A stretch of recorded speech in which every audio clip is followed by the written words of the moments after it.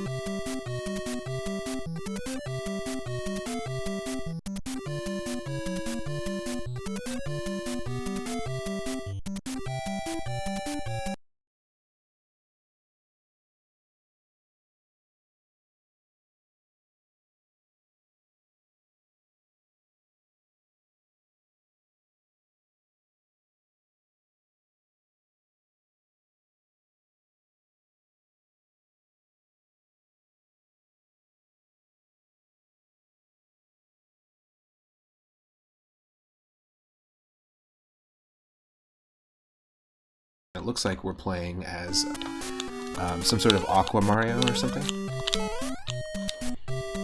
So just a sec. Let me know if there's any issues with audio at all or video, and I'm able to adjust it very quickly. As you can see, we actually got World 1-1 as our first level. Every single block that normally contains something like a coin or a mushroom is going to be shuffled around, so that's why we got a nice little interesting bounty there, but it's cool.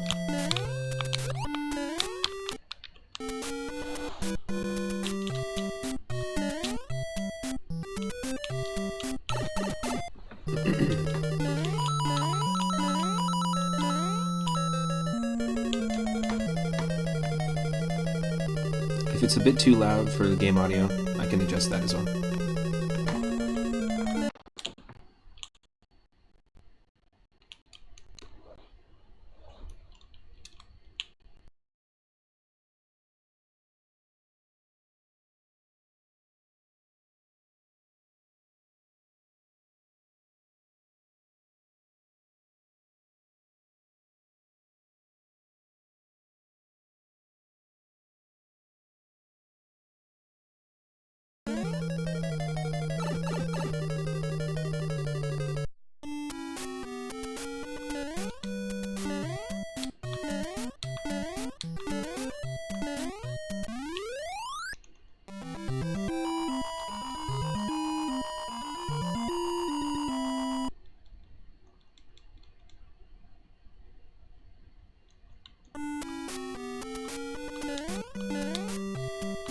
Falling Koopas.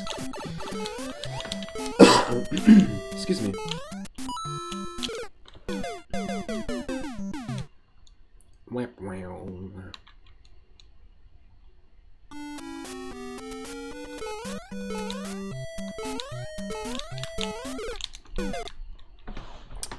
Let's see if I can just hop over that fire bar.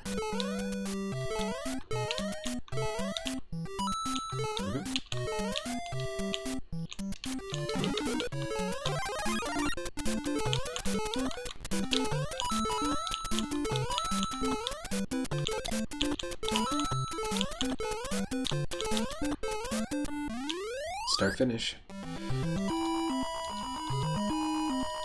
Nice.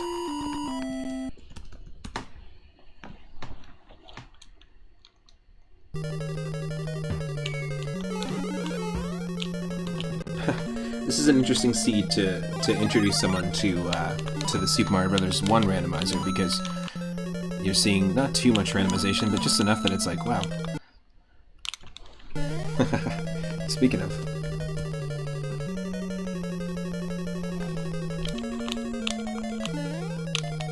Wow. Just enough that it's like, wow.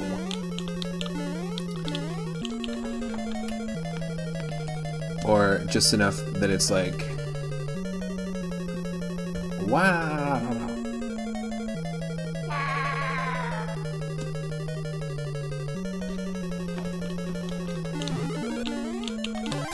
I'll take it.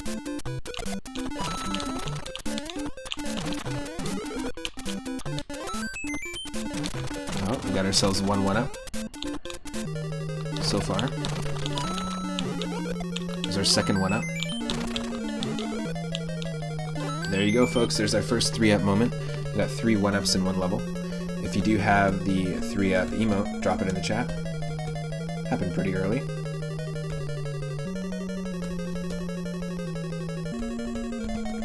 You can unlock the 3-up moon emote and the 3-up emote just by becoming a subscriber, or just by using your moonstones. You can unlock it and make your own versions of it. Ooh. It's tricky when you're dealing with big fire bars like that.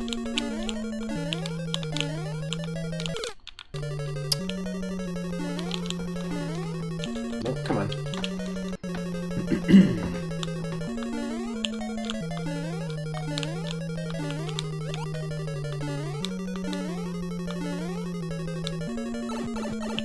And I'm going to try to do all these games warpless.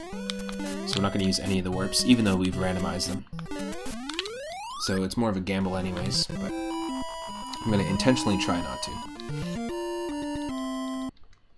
You can also, you'll see this in the Retro Game Randomizer playlist on my channel. You can also see some more of these multi-randomizers there very easily if you want to check them out. Oh, look at this. Alright, we already got 2 1-ups. We're gonna get our second 3-up moment that quickly.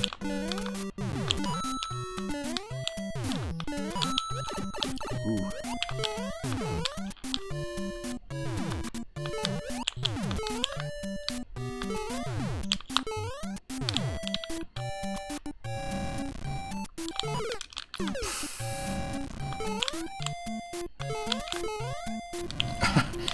The attributes of how enemies move are shuffled, and there's a great example of it. And look, 42.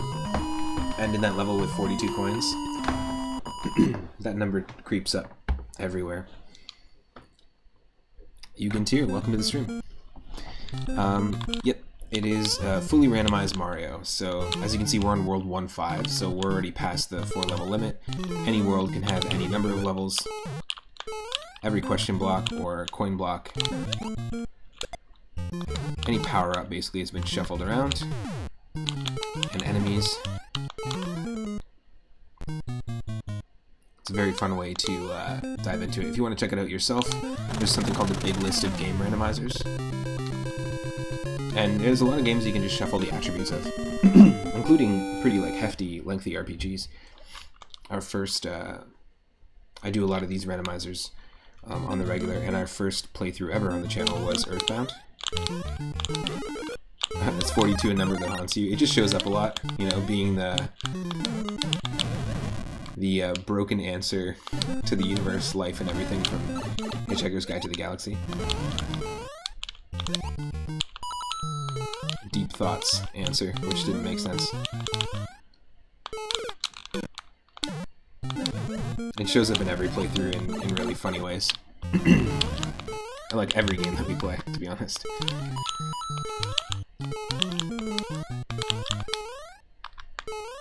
Yes! Full jump arc. Excuse me. Thank you, Sonic, because we're painted blue. Thank you, Sonic. But your princess is in another castle. Princess Sally?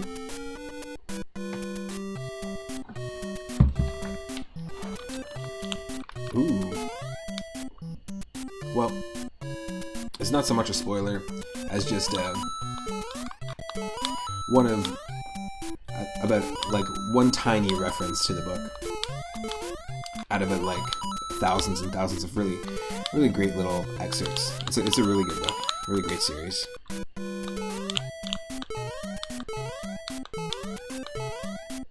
Hope you're having a good Tuesday.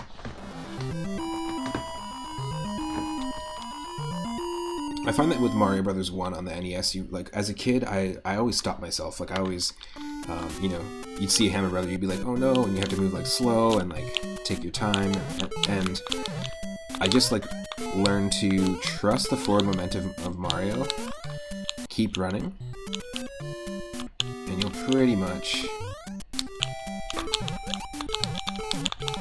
be able to, you'll be able to extend your forward jump, jumping forward by at least 1 or 2 tiles. If you just keep running, and I'm gonna go to coin heaven here, because why not? It's just nostalgic.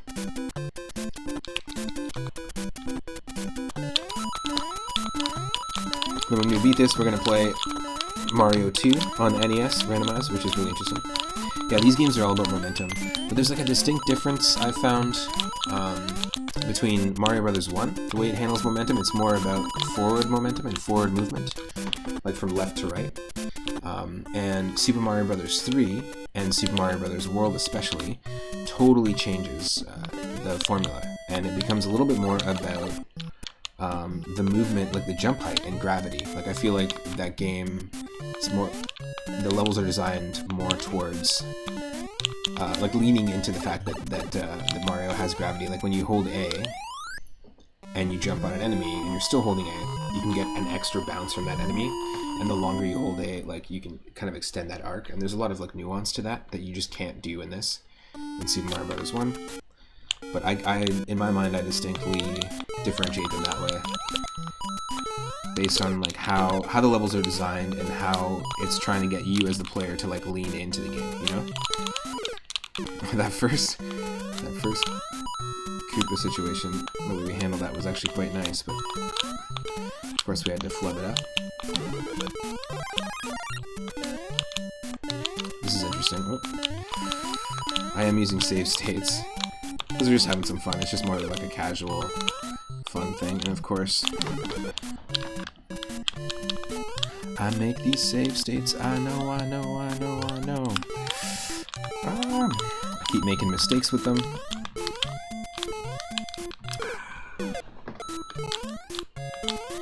Oof. That was painful. Okay.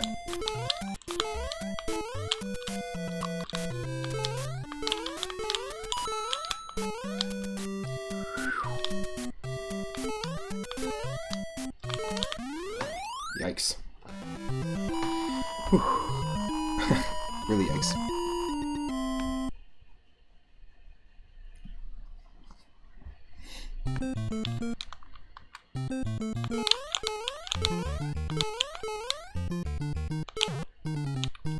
Oh, we might have flipped this up. Yeah. These paths don't randomize, thankfully. I mean, it'd be kind of interesting to have a mode that let you do that.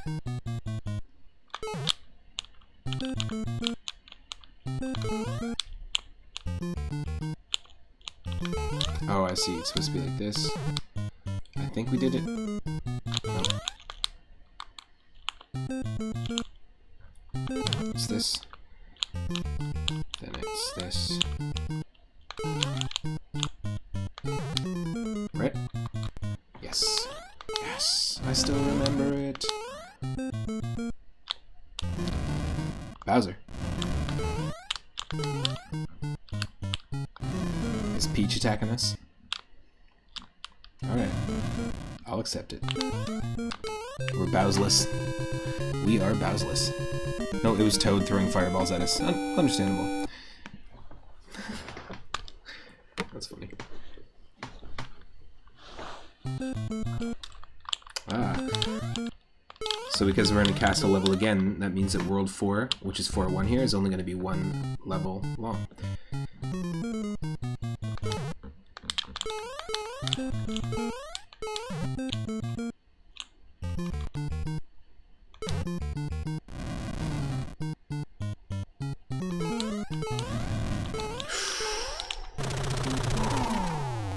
Yeah. That was good.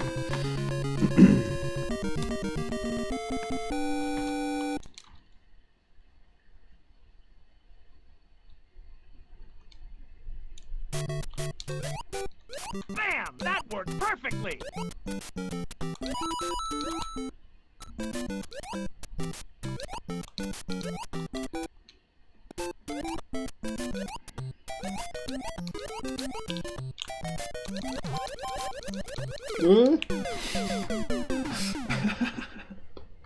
That was pretty wild. Okay.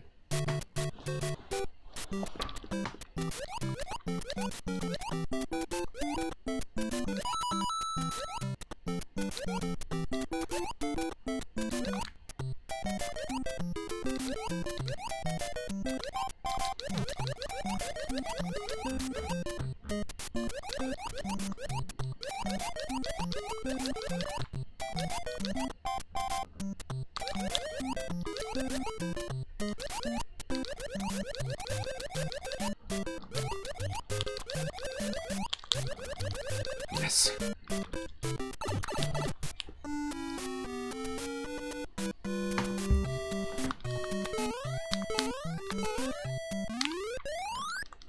Clear.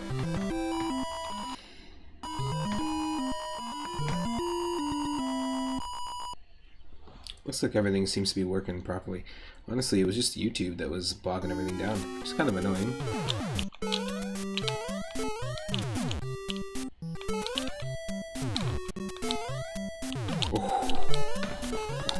Woo!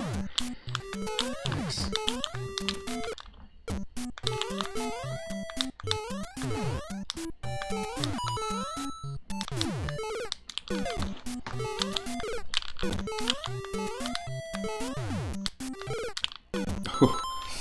Yikes. Okay, I'm just gonna get serious. How many times have I beaten this game? I have a lot of... This game represents, like, getting over a lot of hurdles for me in terms of, holy crap, that's a difficult game, or this is a difficult section, and really represents a lot of, like, gaining confidence in my ability to play video games. I played this one, we're on, like, I want to say this is, like, near the 20th run that we've played and potentially completed on the channel. And I've definitely played this game many times before in the past, like the game itself in many forms. We actually did a stream and I really enjoyed doing it. It was sort of like a comparison stream, and I really I like to look at stuff contextually and or just like within context, especially art and just music, like when I'm looking into an artist's albums or someone's paintings or something, or writing. I like to just know where it all sits within what they've created. And we did a really cool stream that was like a Super Mario Bros. 1 4 ways. Oh, come on. So we played and beat a randomizer run of this. Then we tried to do a pacifist run, where we go through the original game but not hit any enemies at all. Like, you can't even jump on a bullet bill. And the farthest we can get was World 3-3 in that attempt. Then we also played and beat the whole game as part of Super Mario All-Stars on the Super Nintendo, which controls completely differently. They did change the momentum and like the physics of how Mario and Luigi control in that. And then we went ahead and played and beat the entirety of Super Mario Bros. Deluxe on the Game Boy Color, which was essentially sort of like the precursor to the Mario Advance series. It's like the first attempt to remake their classics on the handheld. And the big flaw in that one is just the camera because of the small screen real estate. However, still really fun game.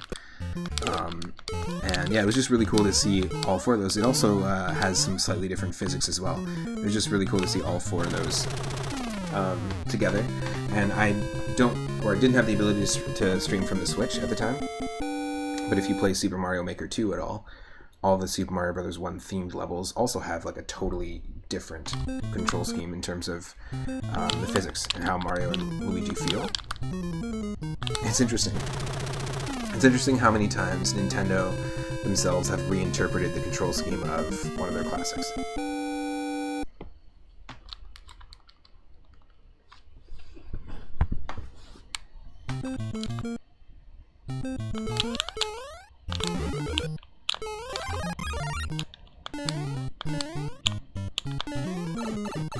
That's fine.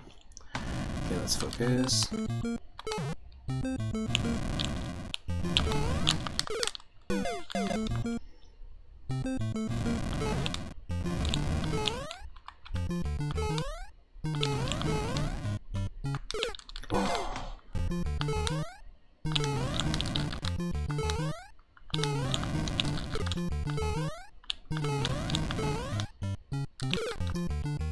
You're always really terrible at these games.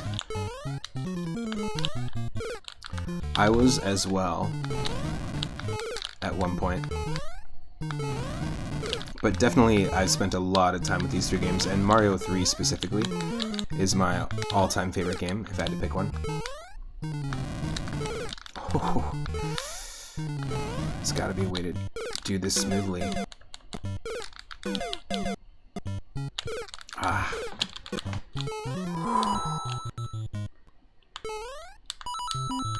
Look at this nonsense with the fish. The fish. Oh. Wow. Yeah, I'm gonna be messing around with the save states, and I'm just doing this casually, but I do want to start doing just some more co-op streams with other streamers, and facilitating races I think is something that I want to end up doing in the future. I can take part in, but like specifically, if anyone wants to collaborate and race Mario Brothers 1, 2, or 3 or something like that, that'd be really fun. Despite how it looks like I'm doing well, I'm using a lot of save states, so in a race scenario, you definitely would not be using save states. And anything could happen, so really, it's all about... It's all about the luck of the draw with a randomizer race, which I kind of like. It doesn't necessarily reflect your skill level.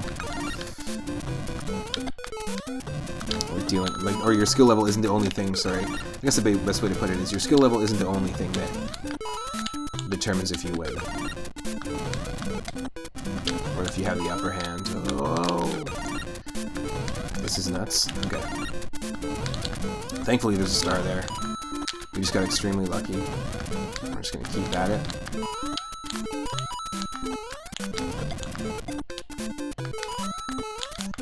Ah! Ooh. Wow.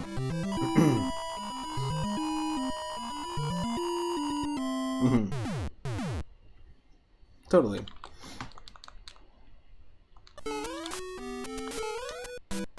Earlier today we were doing some Legend of Zelda Link to the Past randomizer. Trying to do a Triforce hunt. We're having some issues for some reason, like some lag, but I decided to just switch up the games tonight because I've been playing a lot of Zelda. Nothing wrong with Zelda though. I'm really enjoying the little stint that we've got playing Link to the Past randomizer. On the 3rd, for my birthday stream, we did Majora's Mask for the first time. I've never played it before, like, or gotten any progression. But it took us about 5 hours, and we finally turned into Human Link again for the first time. And we did some Minish Cap randomizer, which I want to try in the future. This is rough. I hate the fish levels, but this one specifically, this version, throws other enemies in the mix.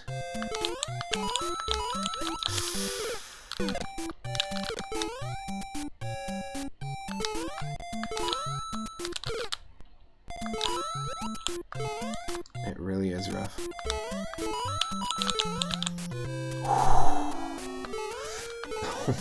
So many close ones. So many close ones.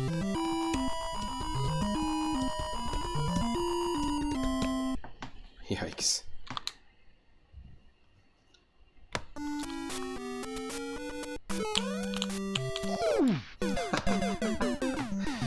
Oh, that timing, I love it. We also mess around with the Mario 64 randomizer as well. That one's interesting. It hung on by the skin of its teeth.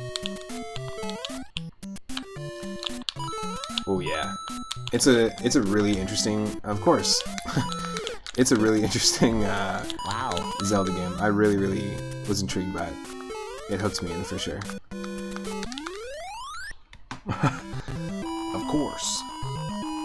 I think we need an of course sound effect.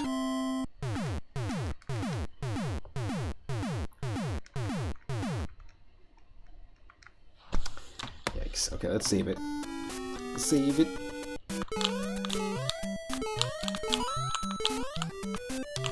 Oh. Way too much bounciness. Let's stop. Do that again from the top. That was pretty good. It was a good way to start. But we flubbed up.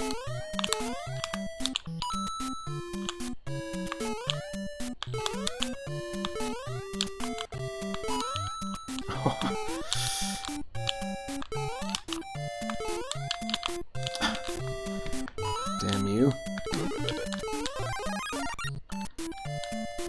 If someone doesn't like Zelda, you probably can't trust them.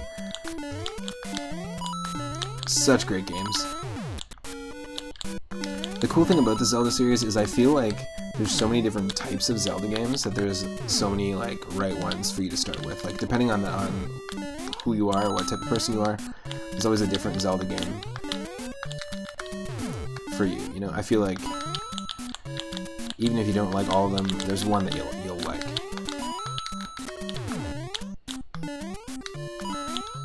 It's just a really cool a sense of exploration and troubleshooting and puzzle solving and stuff that I feel like that game like really refined, or those games, all the Zelda games really refined people's puzzle solving skills like throughout the 90s.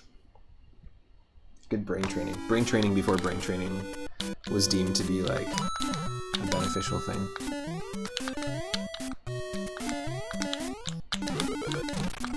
Oh, look at this, our first fire flower. I'm liking the outfit.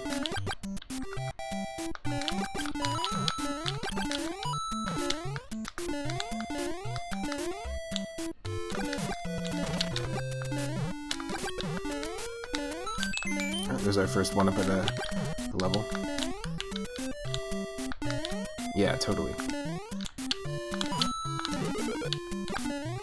Well, and if you think about it, they were just trying to recapture like the sense of exploration that they had as a kid growing up in Japan, where they would go and explore, you know, like little caverns and like local forests and wooded areas and stuff. And I think like that's the key to creating anything, is that you just like write what you know, create what you know. Like that was their experience. Like that, try and recapture that.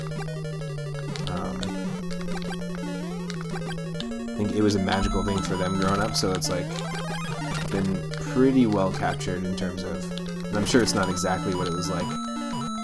They weren't fighting Octoroks, or maybe they were. They just didn't tell anyone. They said, we'll just make a game about it, because it's too weird to talk about actually running into underground octopi, underground cephalopods that spit rocks at you. Ooh.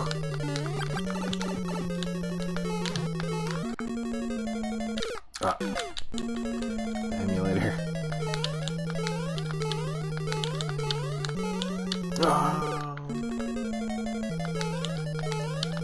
Be careful here.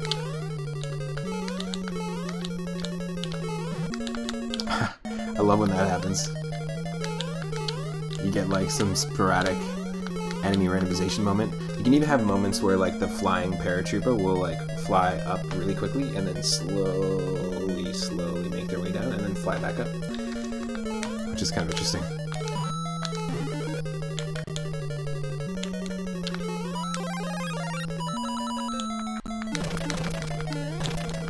As a kid, I used to have so much trouble with this. I'd always jump and fall in that hole, but you're just supposed to run. Don't jump at all.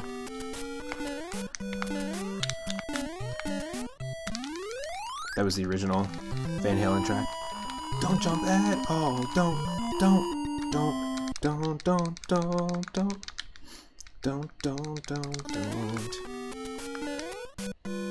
176. We might actually run into World 8 just being one level. Oh, yes! That was wild. That was wild. Yikes.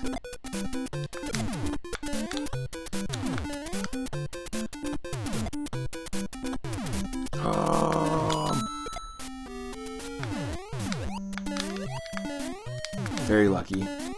Done. Now you can mess around and kind of experiment with how you hit bullet bills in this, because they probably got the jankiest hitboxes out of all the enemies in Super Mario Bros. 1. But wow, that was a wild situation.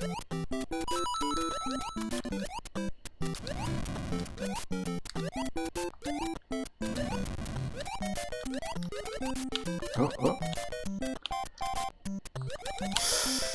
Oh. Okay, we'll take a hit.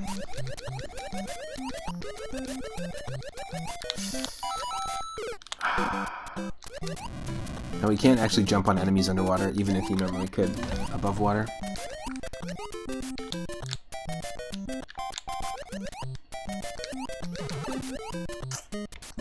Close. I am water, exactly. I should be able to just like warp right to the end, to the other pipe. Because if I am the water, then as soon as I touch the water, I'm already touching the other pipe, so we could just instant warp. But no. But no, Nintendo.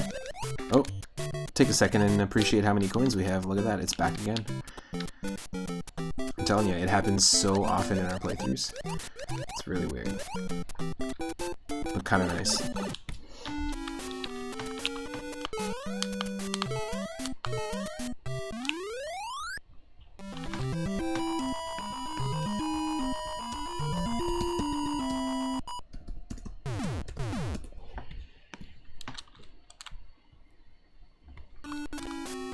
World 7-8.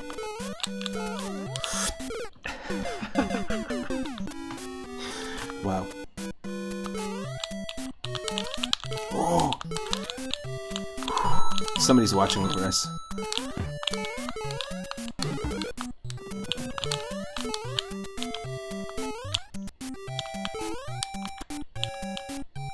They gotta be.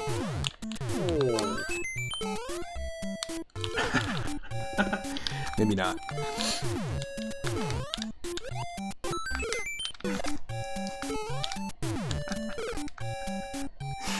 Oh, wow.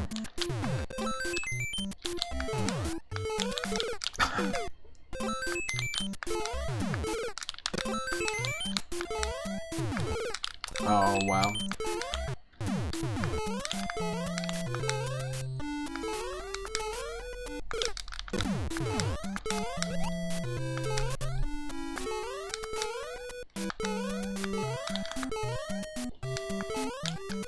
Yes.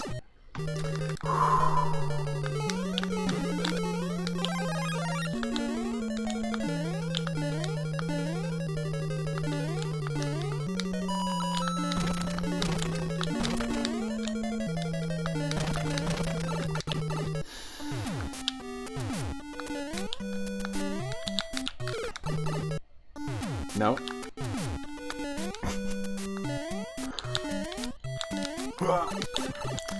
Definitely doable to jump over that.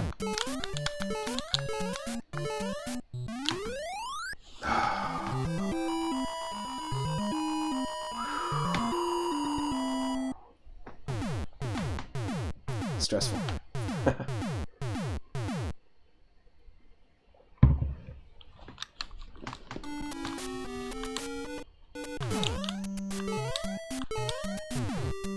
You end up playing every single level of the game, too.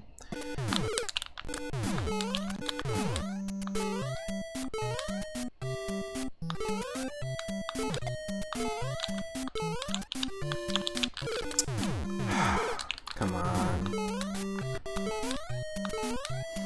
We have to hit that Mario Zen moment, that Zen state.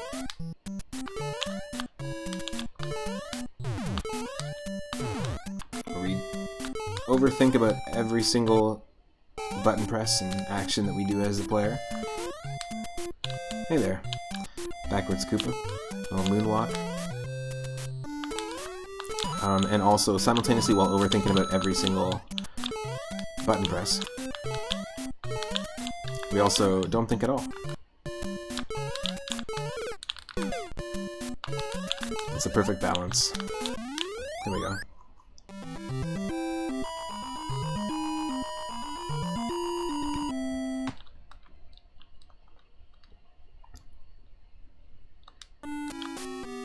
World 7A.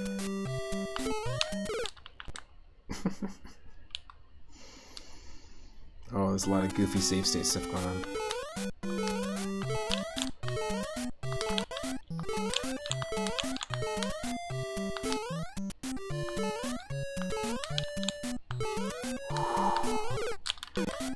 No, I knew the second jump there that we screwed it over. Okay, do that.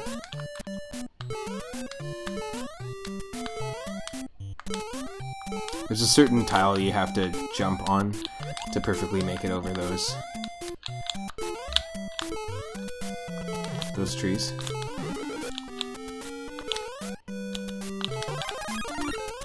How many worlds? Is only 8.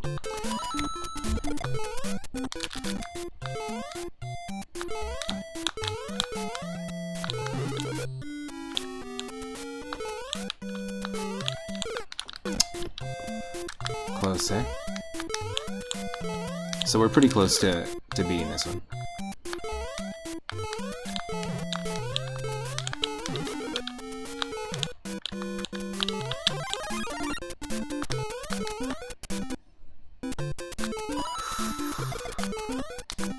Oh, come on. Come on. Yes.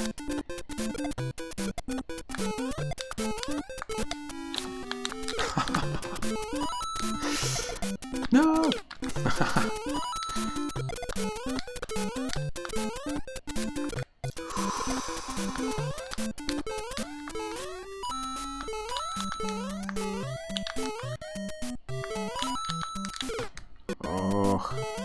This is a tough jump there.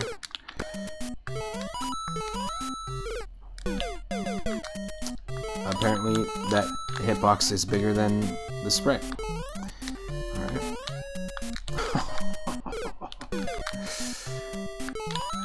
That's rough.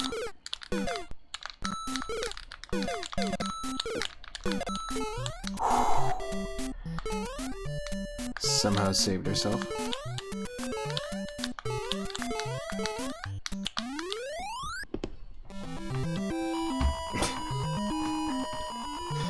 I don't want to ever see that level again. Okay, 7B. Great.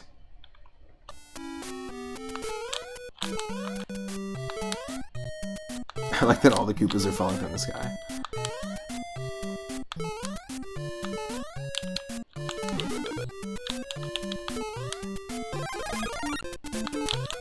Hey, Ghostosaurus. Oh, no worries. I hope that you start to feel better. I've been there before. Health is number one, too. I want to take care of yourself.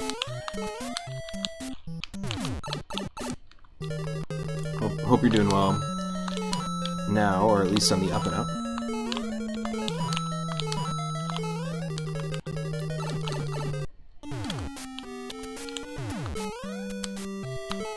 Oh, yeah. I think we might only have one level in World 8, and I think that's okay with me. I think that's pretty cool. World 7C.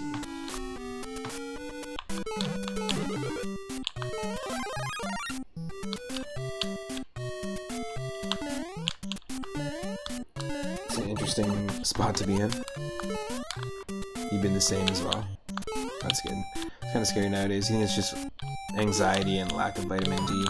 Yeah, it's where we are, it's really easy to have a lack of vitamin D in terms of the just like cloud coverage and stuff. Tons of rain. Today, luckily, was a sunny one, though. After a ridiculous amount of rain. It affected a lot of where we're at.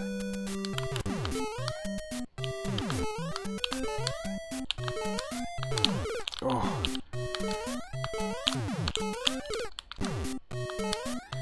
So this level with bullet bills is just a bit tougher. Just a bit.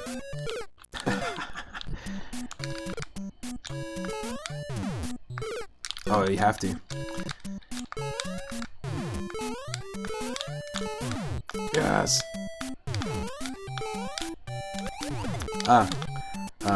No, Vancouver Island. So, close to Vancouver. Which is cool. But yeah, a lot of rain on the west coast here. Like flooding types of rain, or amounts of rain. It's been strangely cold and cloudy there in Florida. Nice. Ooh. I'm actually going to be doing a co-op. We were doing the Triforce Hunt run earlier. This Sunday I'm going to be joining Draco West, who I think is also from Vancouver. Or at least BC.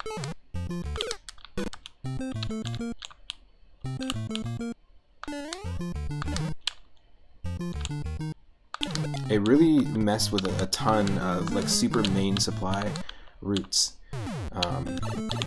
And it's pretty serious. I don't know if like hopefully nobody was greatly injured. I know a lot of people were affected in certain communities here on the island.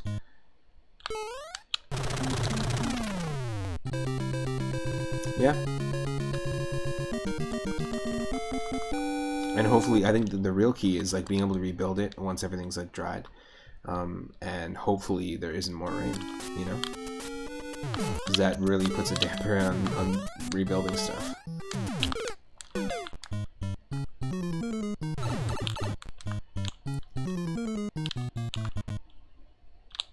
Oh.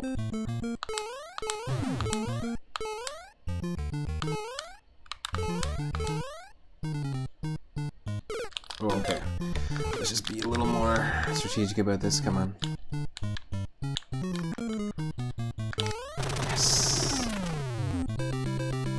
Now save it. Save it.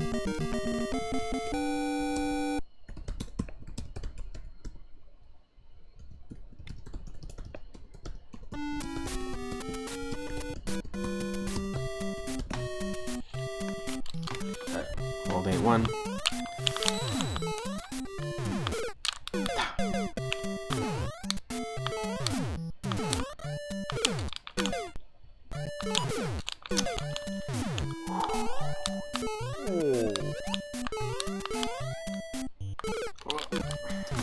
Rough, rough, rough. I'm a freaking dog. Rough, rough, rough.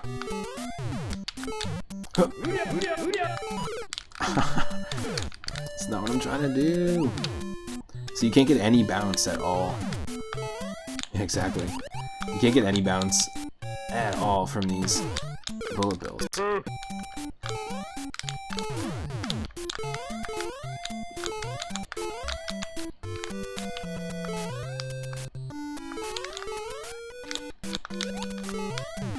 Like any extra height. And that's very different in Mario 3 and Worlds. It's all about that. It's all about getting high.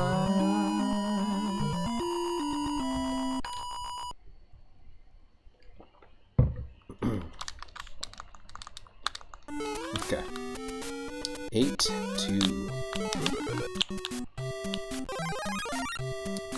Thankfully, that's actually supposed to be a Lakitu in the top left there, but it spawned as one single fire bar that's fixed in place, which is really nice. So we can kind of just take our time through this level a little bit.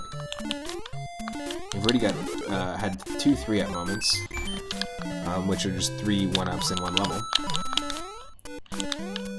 We just got 1 there. It's very possible we're gonna get 2. Yep, there's our second.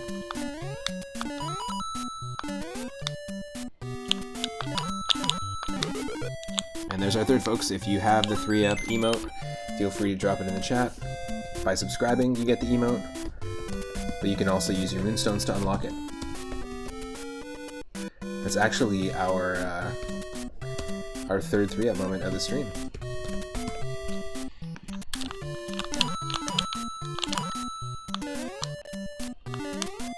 Yeah, this level is usually really tough because of the Lakitu throwing spinies, but not today. Oh, of course. Why does the creator dashboard even let me type if it's just gonna mesh all my messages together?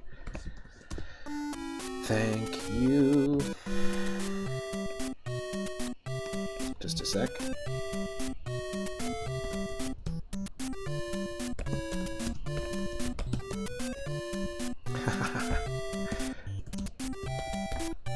There we go. Maybe that'll work. Maybe I'm a lion.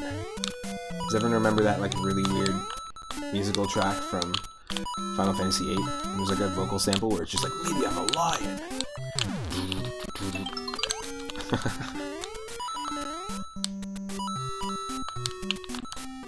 Oh, it worked.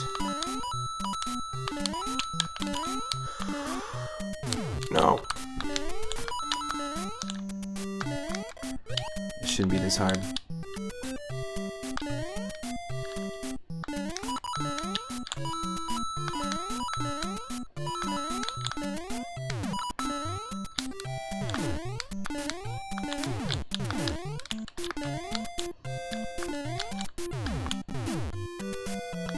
Ooh, yes. That's a toughie. Any minute now, we'll come across the final level, which is the castle. And there we go. See how to fill in. So you just got a standard 4-level World 8. It should be pretty. I was gonna say it should be pretty easy, and then we hit that Koopa.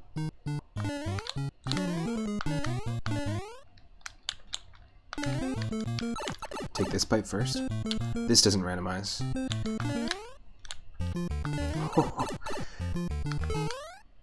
Clever girl.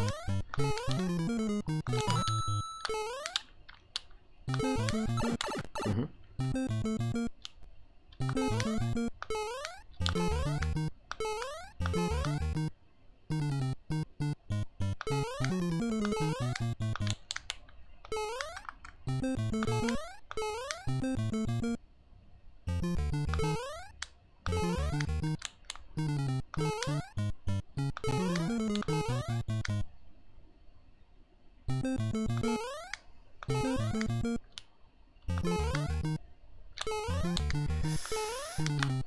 That's the one.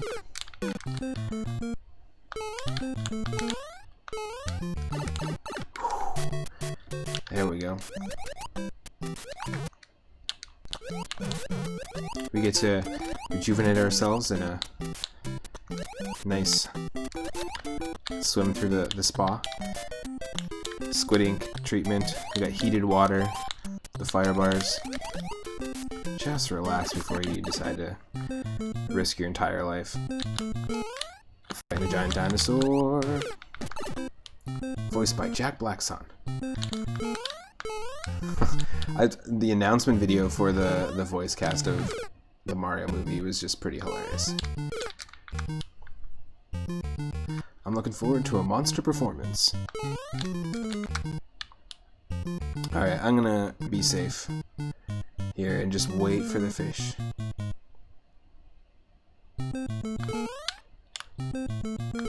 There.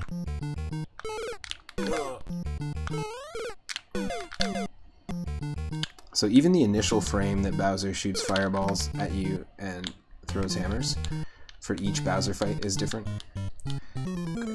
They go that far. Yes! Yes! That one gap. That's it, folks. Thank you, Sonic. I poured root beer into a square glass, and now I just have beer.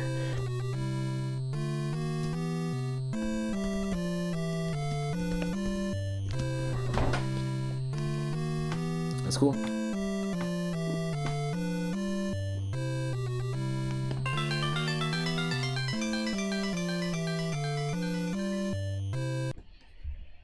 Alright, I'm going to switch over to Super Mario Bros. 2, so just bear with me. So we're going to play Super Mario Bros. 2 randomized. It's going to shuffle all sorts of things, including enemies, color palettes, not the music. It's going to shuffle the levels, it's going to shuffle some of the bosses as well. It randomizes the amount of hits each boss takes, including Wart, and it will also shuffle around attributes about how each character controls. So I've played it before where Peach had this like moon jump where when she jumped it was like really slow ascent and descent, so it was like that. But then Mario had the standard Peach float, like the dress float. Luigi did the flutter kick, but actually controlled a lot more like Mario, and just had 2 tiles higher and 2 tiles to the left and 2 tiles to the right, like in terms of jump distance. And I think that's really interesting because that's exactly the difference between Mario and Luigi in Super Mario Land 2 on the Game Boy, which is when we play a lot. But it's gonna be interesting. We don't always find a beatable seed for it, but this adds to our list of completed Super Mario Bros. 1 randomizer runs, which I'm going to be adding into our panels is a list of all the games we completed and all the runs we've completed. And yeah, just like I said before, it'll just be 1 second. We won't have any intermission music, so just bear with me.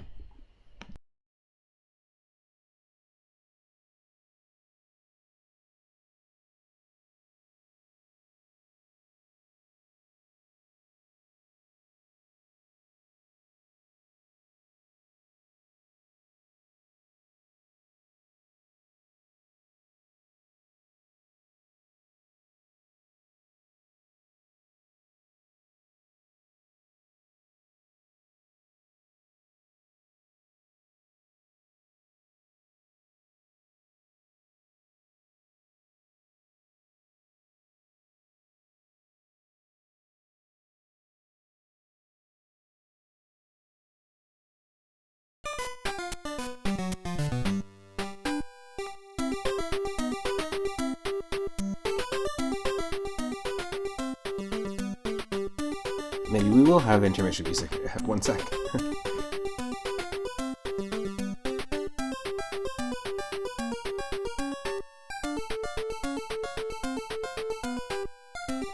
Thanks, Egan. Thanks for dropping into the stream. And yeah, I really appreciate you dropping in. Take care. Have a great night. Maybe I'll see you next time.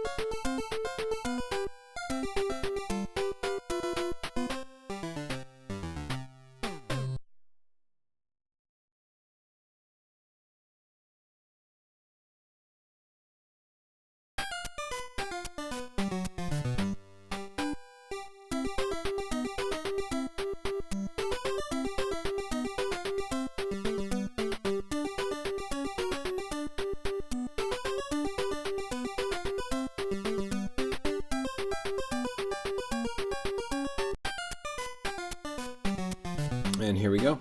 If you want to join in, the Super Mario Bros. 2 randomizer is available on the big list of game randomizers.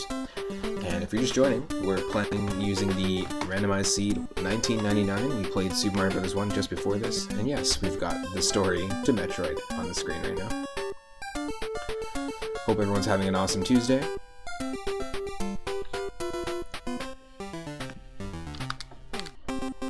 Heroes of Light. Okay. So there's going to be some attributes about the characters that are shuffled, like the way that they handle. And let me know if you need less or more game audio. I'm able to adjust it very, very easily. I'm going to start with Mario. See how he controls and see where we begin. Now there are only 7. Yeah, I mean, he controls pretty much the same. I feel like he's got a slightly smaller jump here, which is okay. Some of the enemies sometimes glitch out, like the Pidgeot here on the magic carpet. Oh, great.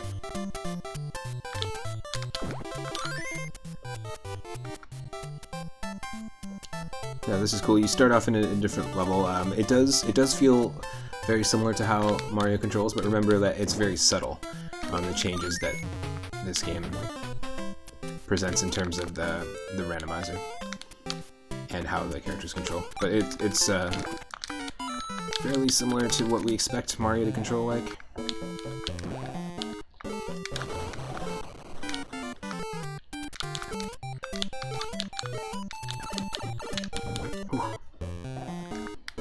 Just a slightly smaller jump, it feels like, at least.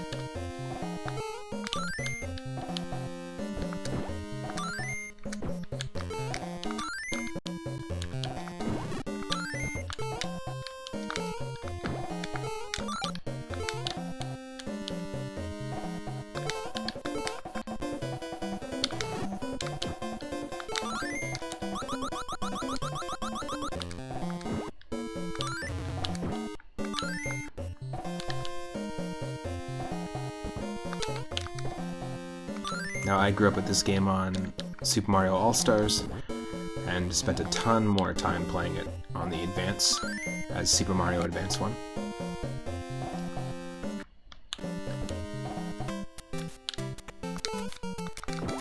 I didn't have it as a kid, but I wish I did.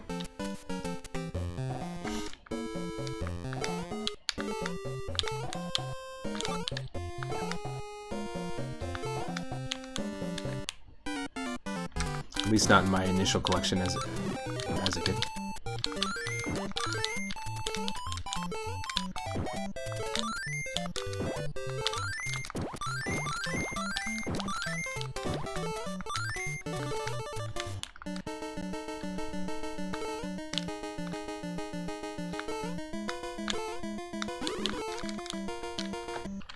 Just because we have to.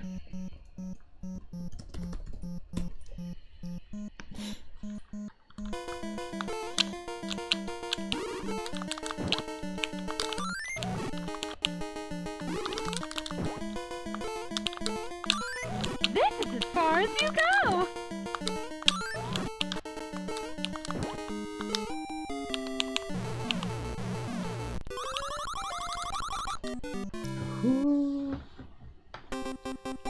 Alright, let's see what Luigi's all about in this seed. Ah, interesting. Certainly has a lot more forward speed when we're running like this. This is interesting. Like, a lot more. Nice. Yeah, it's subtle, but it is different, and it feels different. And I like it. Oh.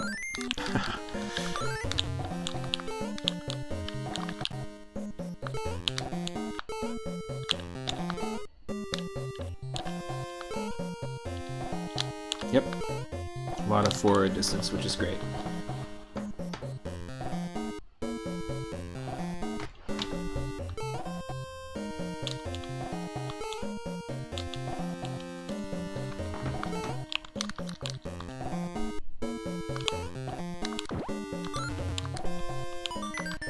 Not a lot of one-ups in this game.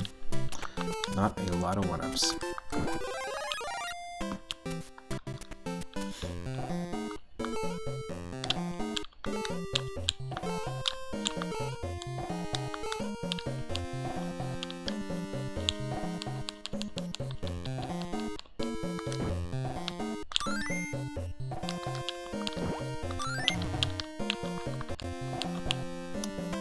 Gotta run. Gonna try and get some sleep. Thank you. Oh, look what happened. We got the Pele Glitch. That sucks. If you stand underneath items like a key or this, like a mushroom or a mushroom block, you can actually easily just get stuck under it and it'll just keep bouncing on your head, but it'll keep gaining height every time, so it's sort of like your Pele. Famous soccer player. Thank you for the hydrate. I'm gonna get some sleep, so yeah, take care, Ghostosaurus. Thank you so much for dropping in. Hope you start to feel better.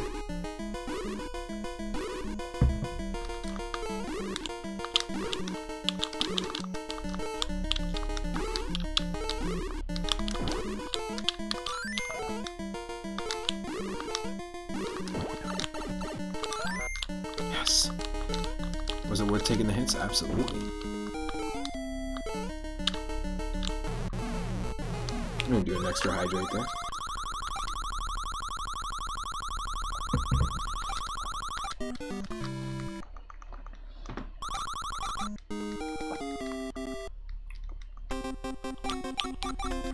And let's see what Toad's all about.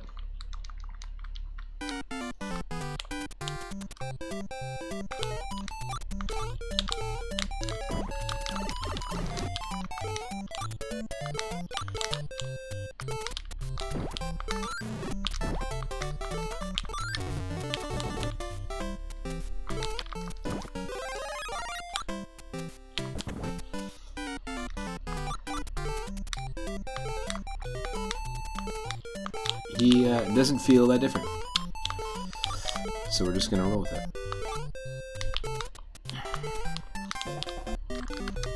Not worth it.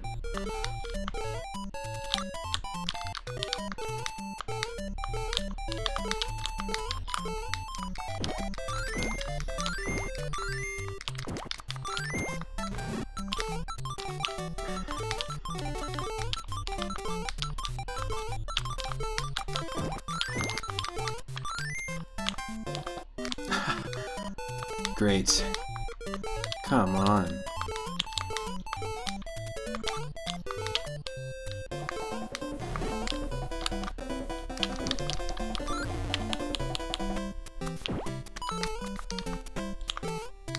What? How did we not get one?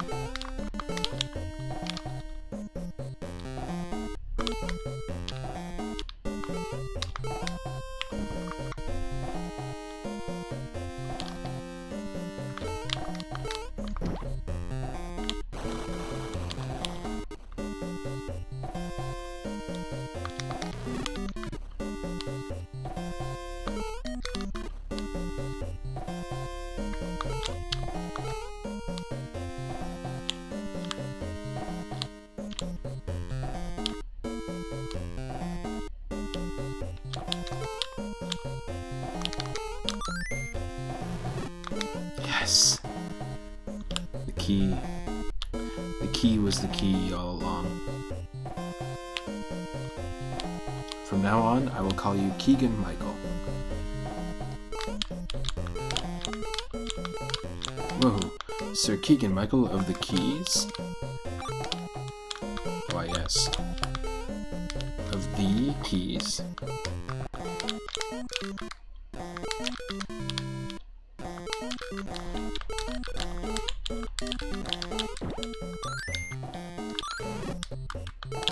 Yes.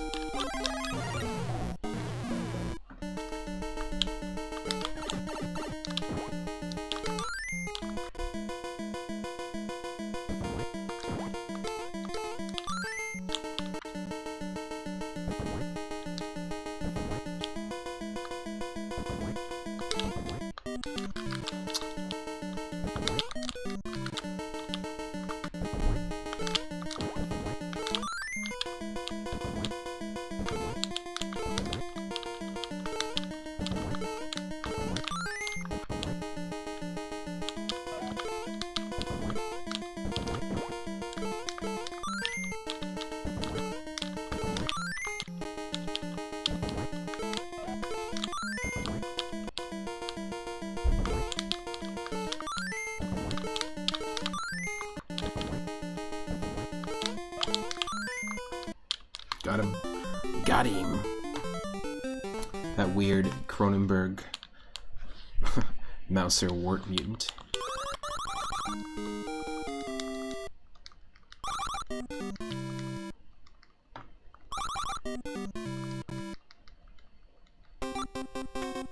Oh, meant to try out Peach. It's okay. Now there are 7 worlds in this game, 3 levels each. 2 in the last world.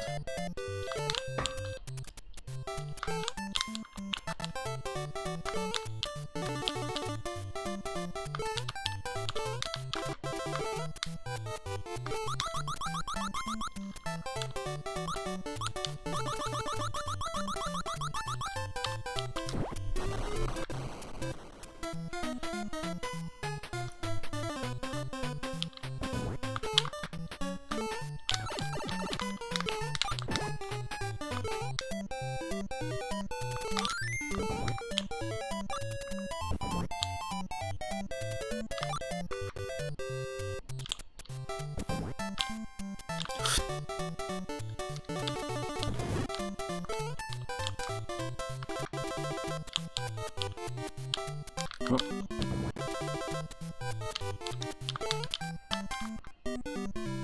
Whoa.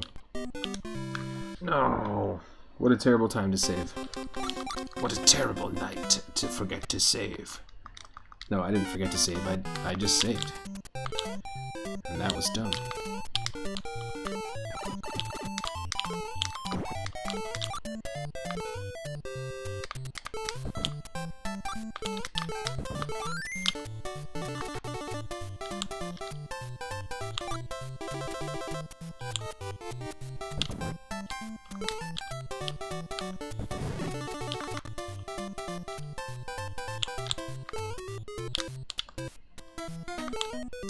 Oh, you son of a bitch.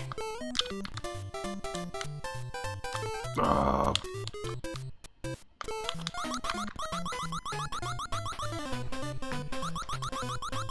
Brown Brown skies are gonna clear up. Put on a happy face.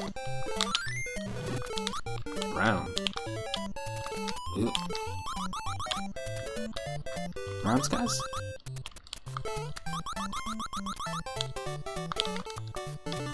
This is such a tough section. Like if you were racing this would be such a difficult level to be able to get through. I feel like no matter how much you know this game, the timing of this is just real tough.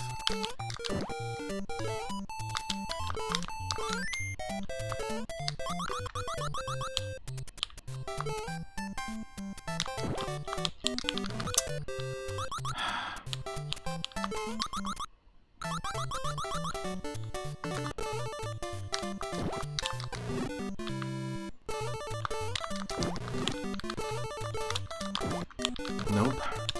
You fuck right off.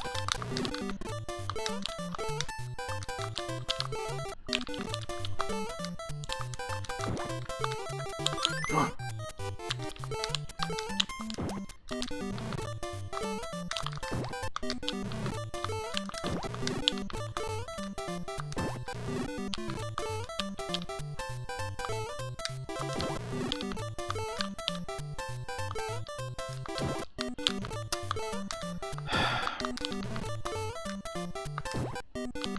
Fuck off.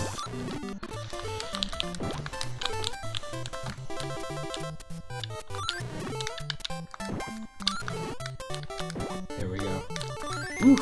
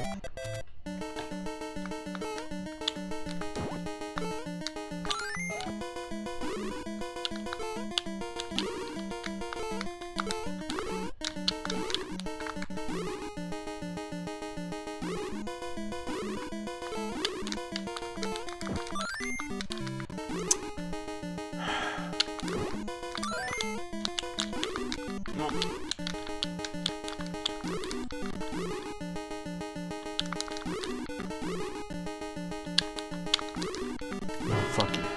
Come on. Yes! We are getting raided. Moose Bones with that raid. How's it going? Welcome to the stream. Hope you're having a good one. We are facing off against Birdo in a Super Mario Bros. 2 randomizer on the NES. Let me clear my throat. And then I'll do an intro. This is a tough one. Hope you had an awesome stream. My name's Matt. You can call me 3 at Moon. Click that follow button. I do retro content daily from 1 p.m. Pacific onward. And right now we're doing a multi-randomizer, which means I played Super Mario Bros. 1 earlier and we beat it using the same randomization seed, which is 1999. Now we're doing Mario 2. All these randomizers will shuffle the levels, the colors of the levels, the enemies, and in this case it's very, very subtly shuffled how our characters control.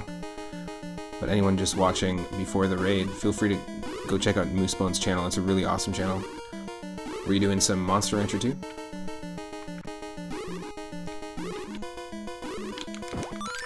That was almost the time.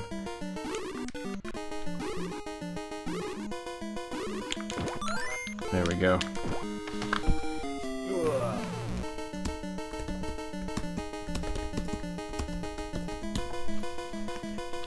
Whew.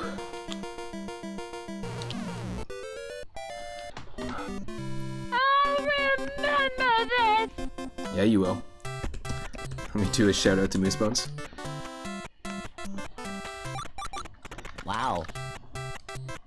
after this, we're only on World 2, but after this we're going to be playing Super Mario Bros. 3 randomized.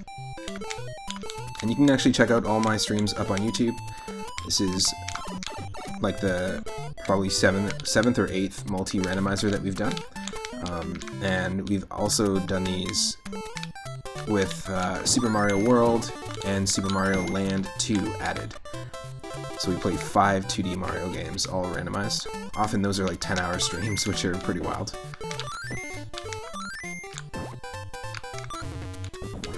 I was gonna say, definitely need one of these.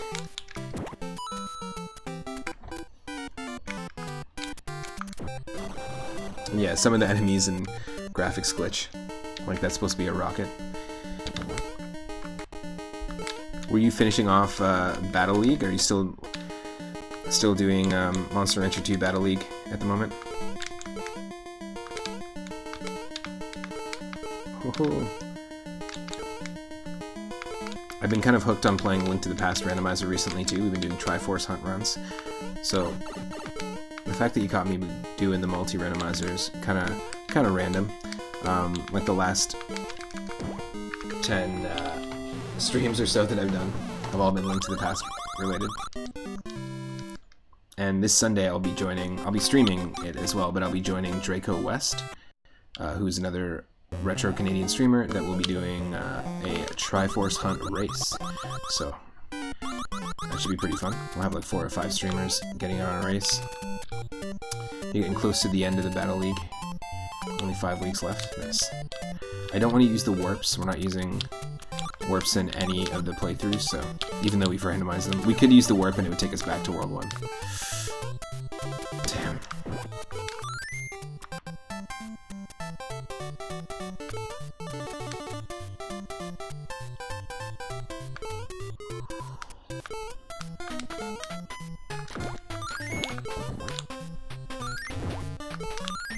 Oh no. Okay, we can't fall for it. Can't fall for the worms.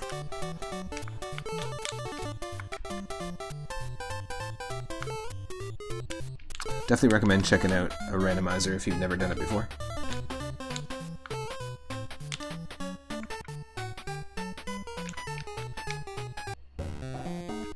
Some of the more recent ones I've checked out on stream are Wario Land 3 and Minish Cap. Oh, that was rough. I sounded like a character from Donkey Kong 64 there for a second. Oh.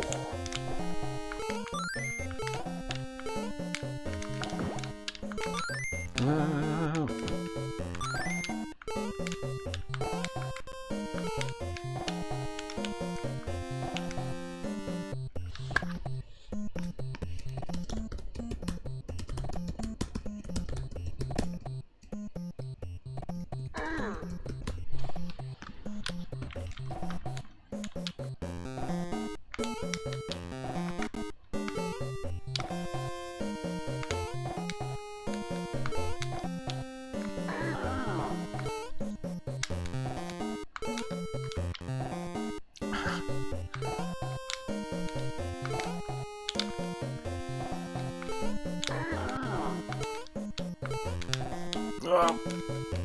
That was so lucky.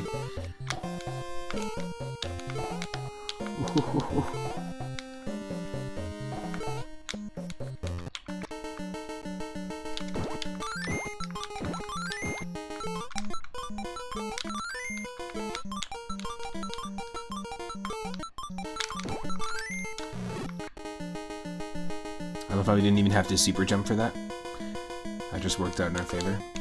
Whoa.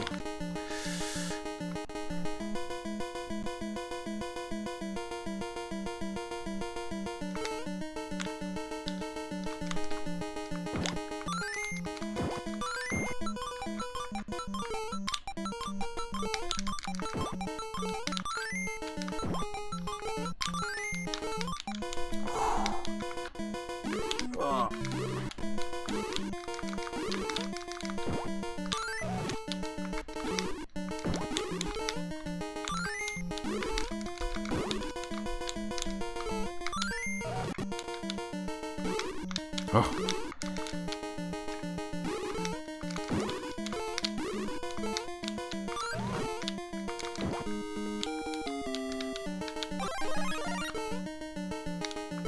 Eat me.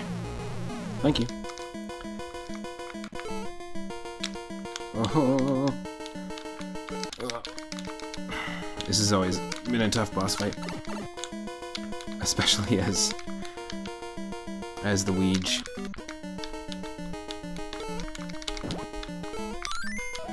It's a random amount of hits that will take them out.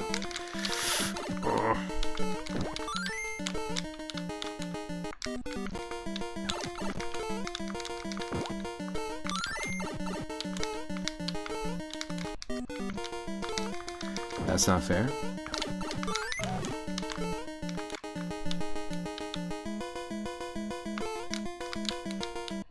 What the?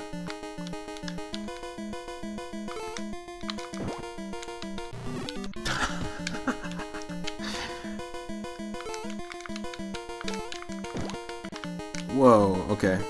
I loaded too soon.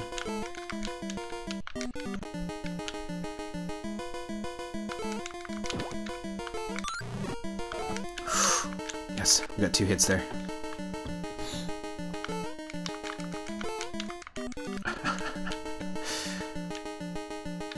This is not an easy boss fight.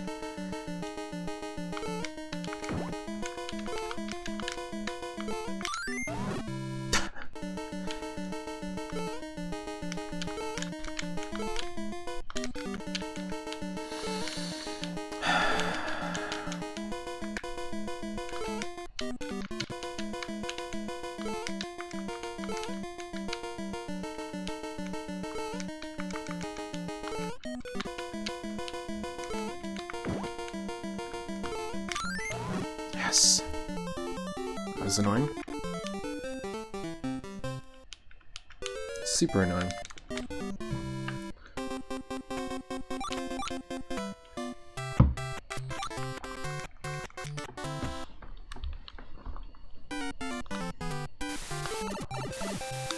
What a way to start.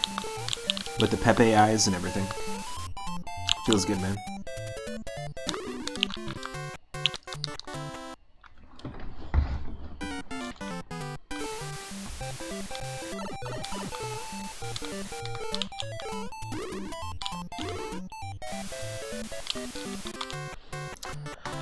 Oh, that's a piece of shit.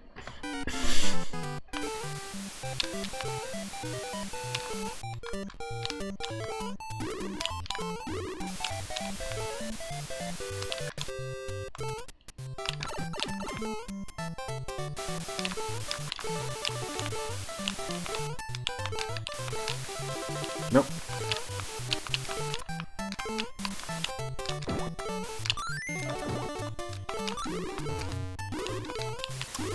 That's great. An unusable door, thank you.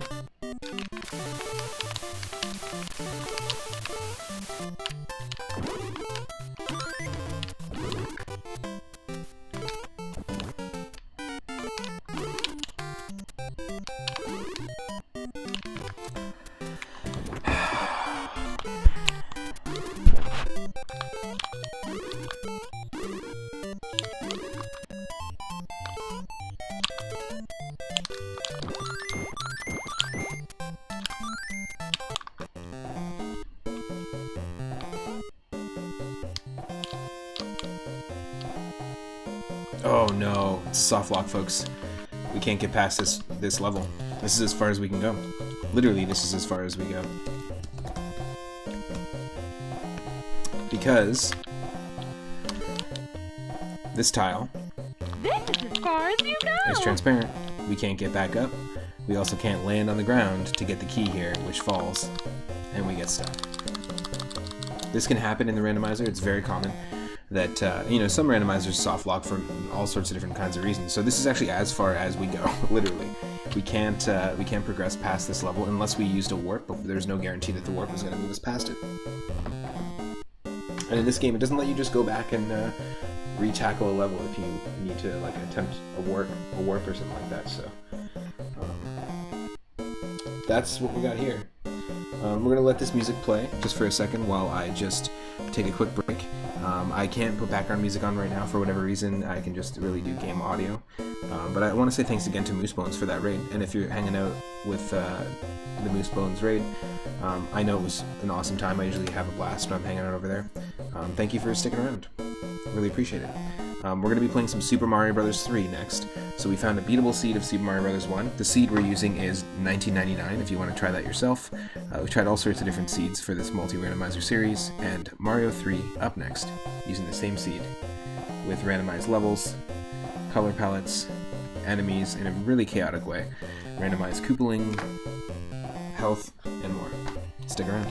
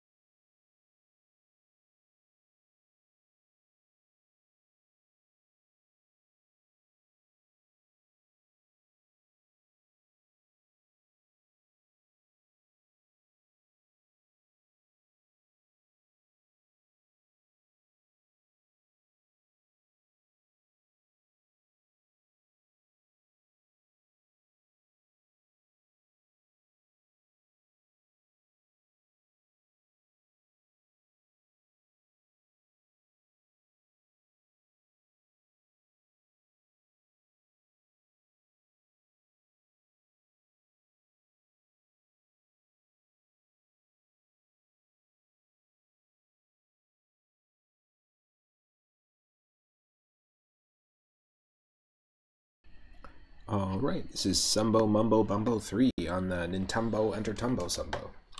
Let's go.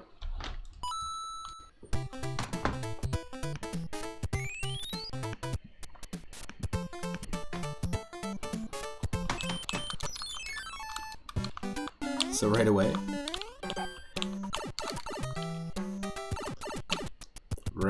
you see how different our first level is. Whoa, my lord.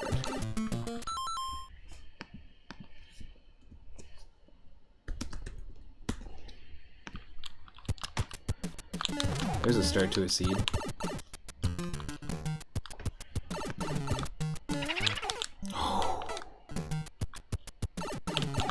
Can't jump on that. You can jump on that one though. So the blue cheap we can jump on.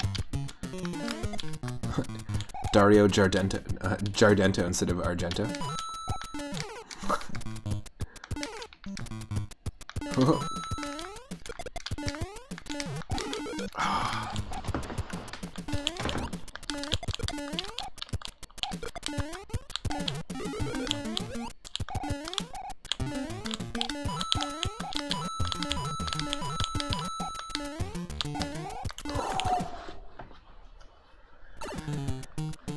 This is some stressful first leveling.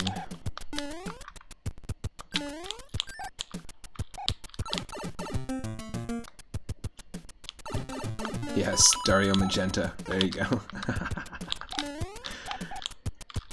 Famous director.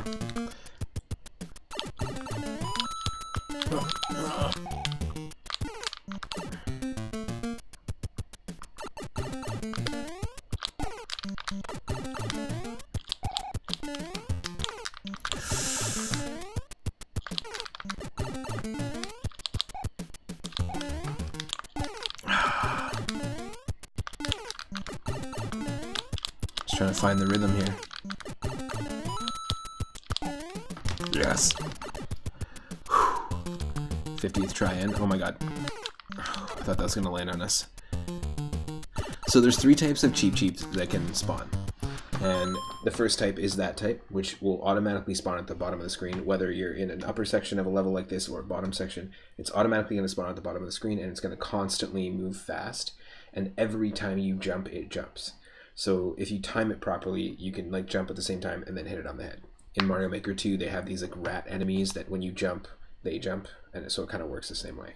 They have another cheap cheap that bounces. It's in one static place and it bounces back and forth in the air.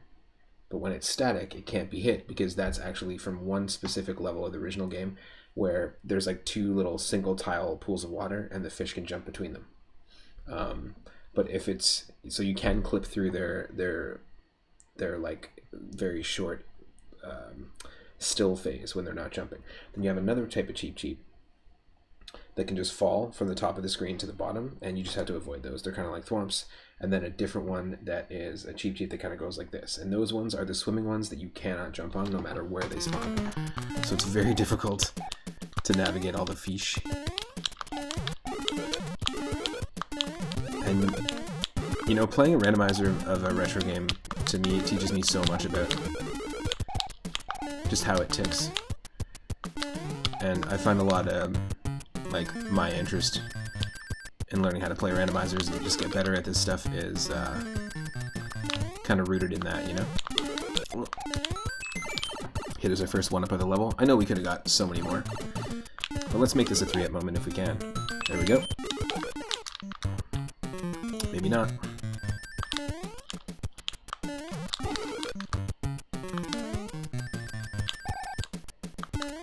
See, you can kind of time it like that.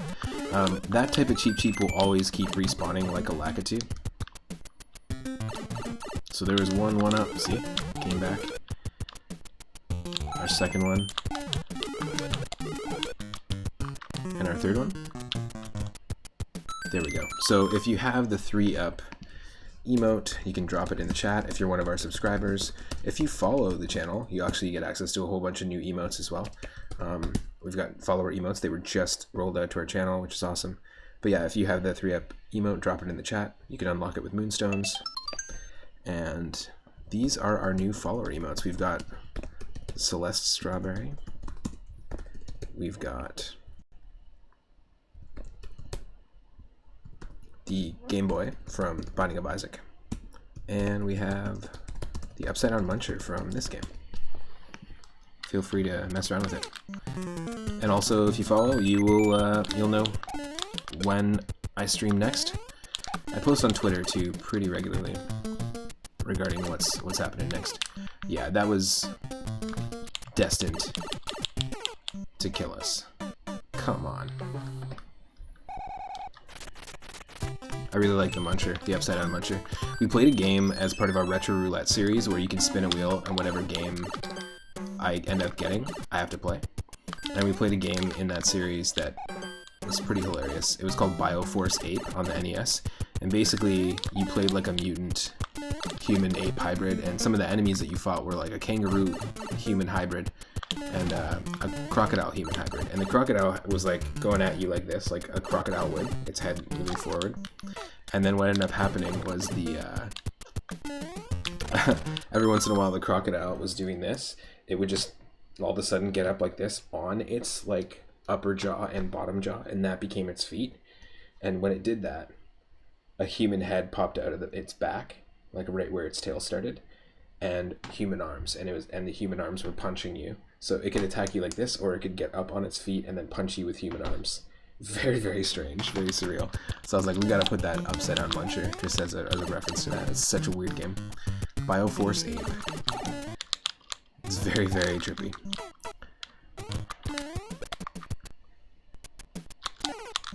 Wow, this is tough. Okay, this is our first level, folks. The seeds are not normally this hard.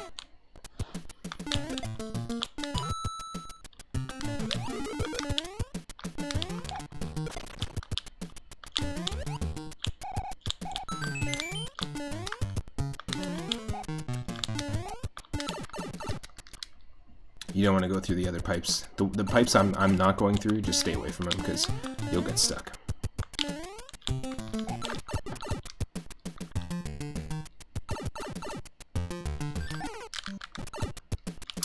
The timing of this is awful too.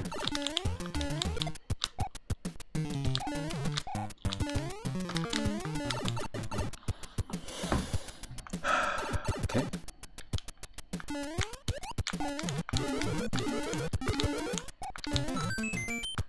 That's our second one up at the level. And here's our 3-up. So this is our fourth 3-up moment. If we get it. You just get so many 1-ups in this level, it almost doesn't matter. But there we go. There's our fourth 3-up moment. Apparently it is possible to make this jump as Small Mario. It's just very difficult. I know it seems crazy, but I've seen people do it.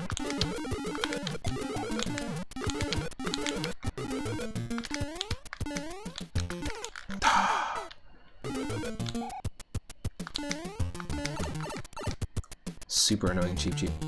We're actually playing Link to the Past Randomizer yesterday as a Cheep Cheep, as a green Cheep Cheep, and then we became a purple Cheep Cheep when we started dungeon crawling and got our blue tunic, and it really made me want to play Paper Mario. It made me just like nostalgic for the partner characters dungeon crawling as a Cheep Cheep. It was kind of cool. We will be starting Paper Mario soon. We beat Mario RPG on the channel in full, and we also tried out the randomizer in our bonus episode.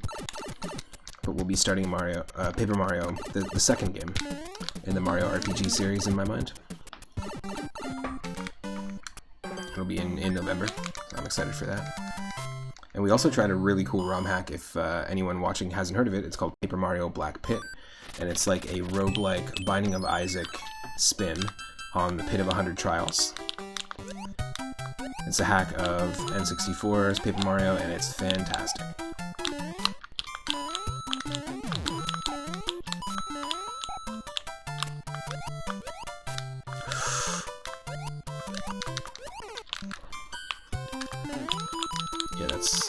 That's pretty rough. We can't lose our spot here. So yeah, these fish can be killed. The one that are moving back and forth in arcs. The ones in the water cannot be jumped on, I don't think. One of them can, I think, and the other one can't.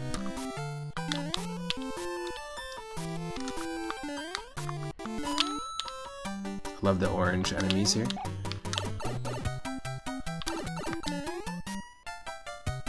And thankfully that Paragoomba, which was carrying Micro Goombas,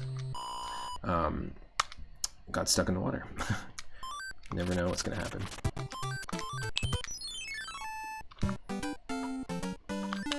Oh. Wow, we're getting an interesting series of levels right from the get-go.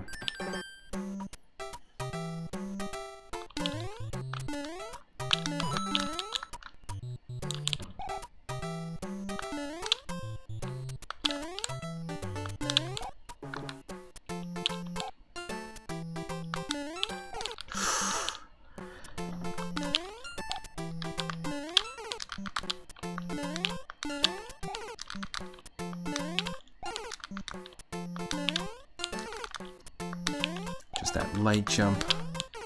No.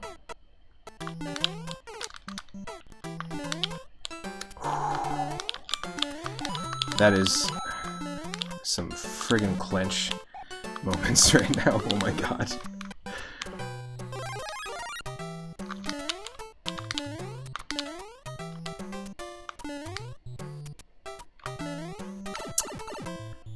Damn you.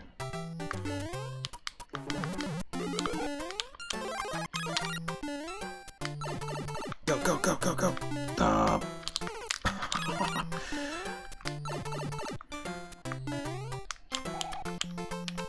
Oh, this is a ridiculous gauntlet of enemies.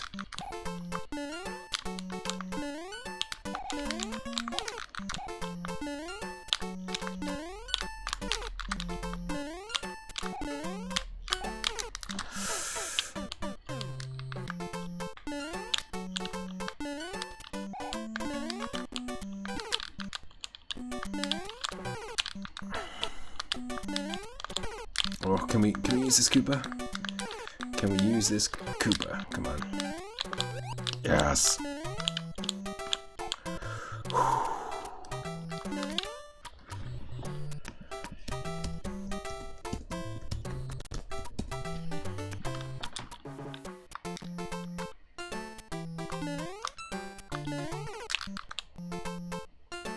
Oh my! This is one wild situation!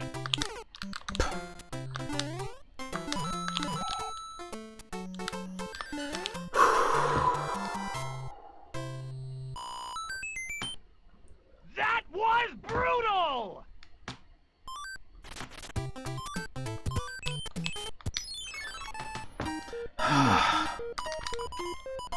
Something visceral about the Pokemon Stadium 2 announcer. Anyone can mess around with sound effects, by the way. Command SFX and Command SFX2 will get you there. Into the Lavender Pyramid. If we don't have a shelled enemy, we are screwed.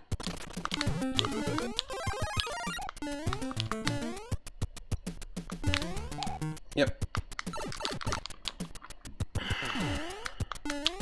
However, this might be a Tanuki leaf. If that's a Tanuki leaf, when we come back, then we can progress in this level.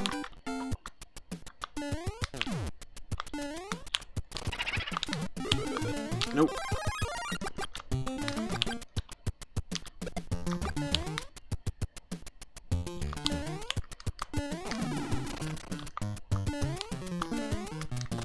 No.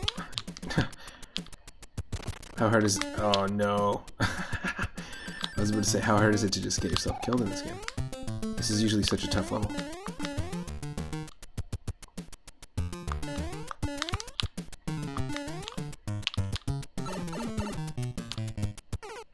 There.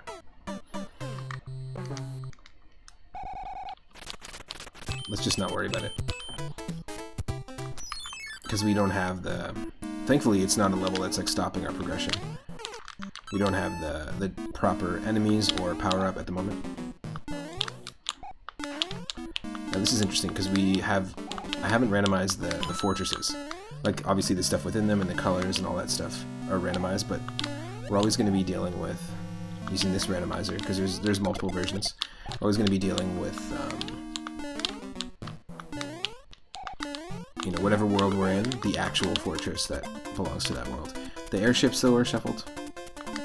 And there is a executable version of this that lets you shuffle the enemies in just a different way. A lot of games have multiple randomizers, like Chrono Trigger, Final Fantasy VI,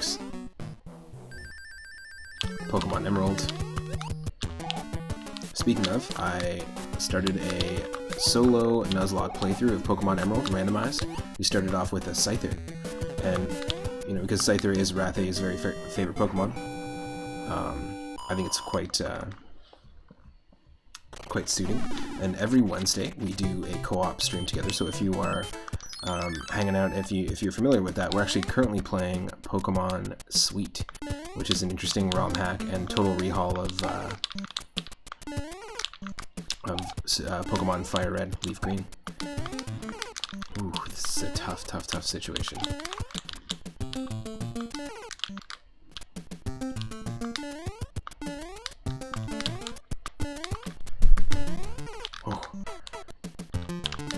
And we usually do it every single Wednesday. You can go to my YouTube channel and check them all out. We've also played Pokemon Emerald the same way, where we're doing like a Soul Link Nuzlocke challenge, so it's a multiplayer Nuzlocke. It's just a really tough challenge, and I have a blast with it. And I haven't attempted Emerald solo yet, so... Yes.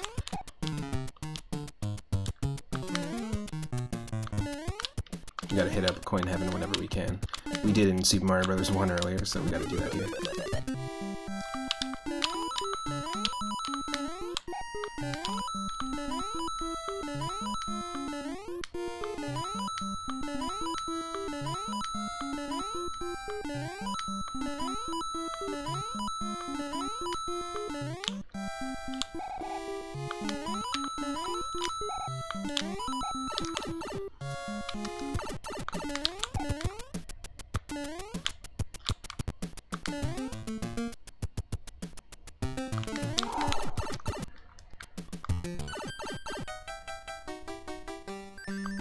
Loving some of the color palettes that we can get out of this.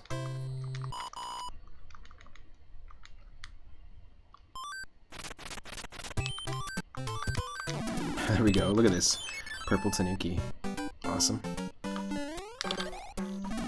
And we lose it almost immediately.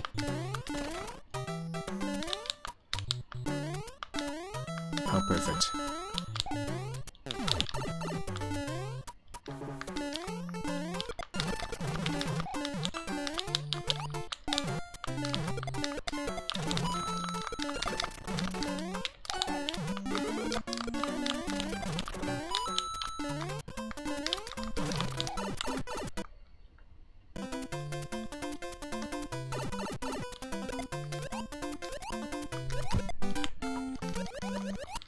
Very useful to have gotten that.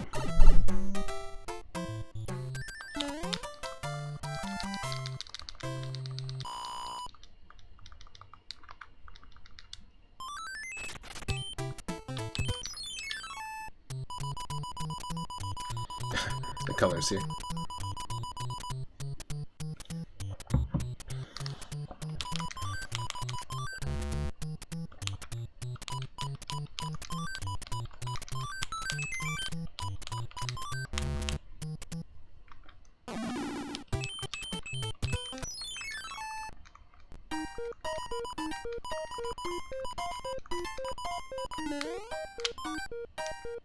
Another Tanuki suit. Hopefully we won't blow it.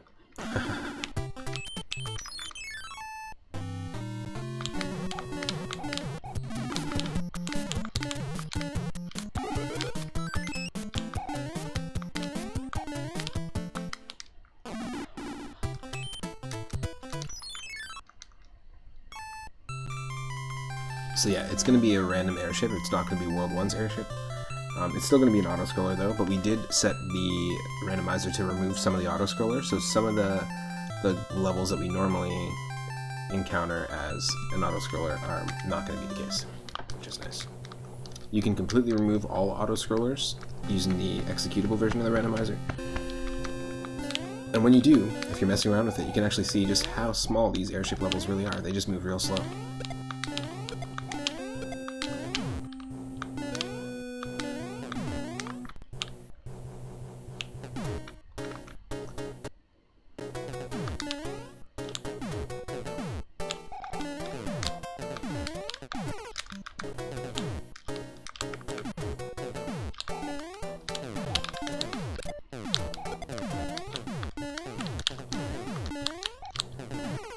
Wow. Really? Ah, it's just a coin too. That's awful.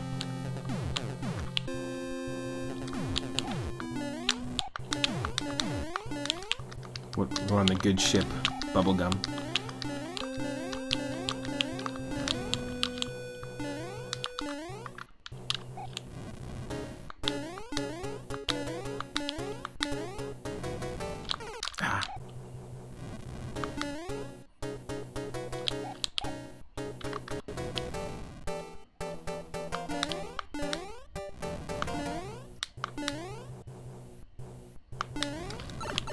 Alright, we've got our first Koopaling. who is the default Koopaling you normally fight in World 1. And it only takes 2 hits for this one.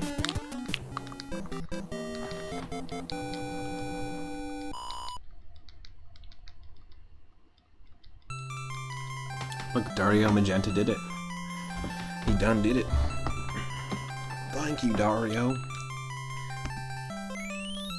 That's funny.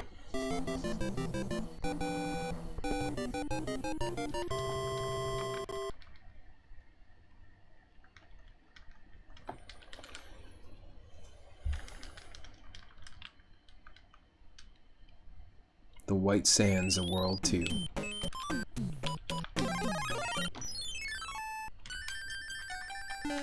I believe this is also an auto scroller normally. Or no. No, it might not be actually.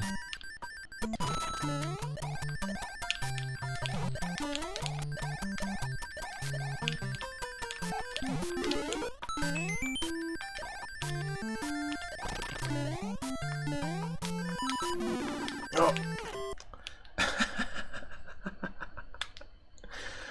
Oh, of all the places to save. Come on. At least it was after the airship.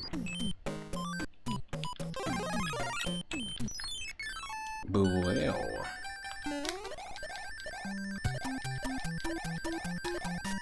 We're cheesing it. I like the citrus grapefruit inspired color palette we got going on. Cheese it.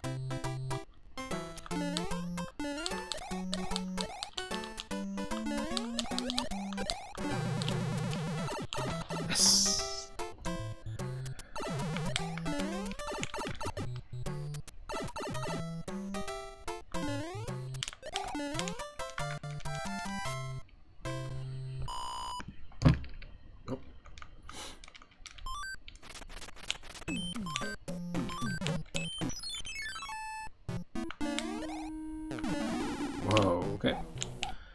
Bombs away.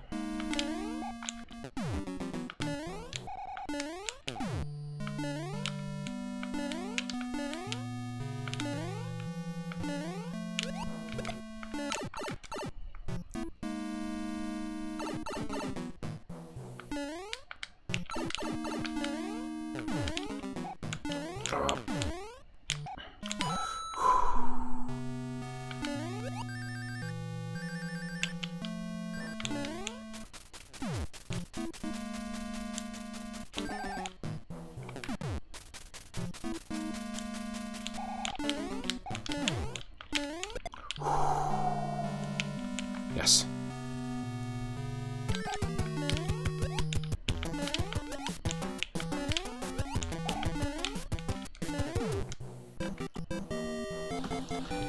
Oh, that was a nice one.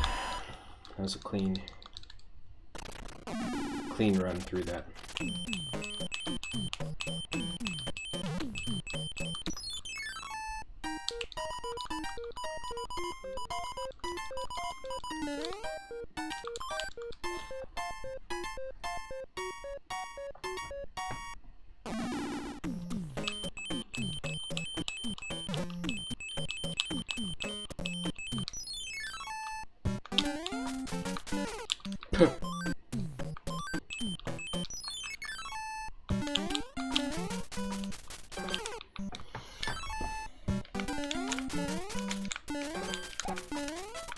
When you see one boomerang, bro, you're gonna see a ton of them.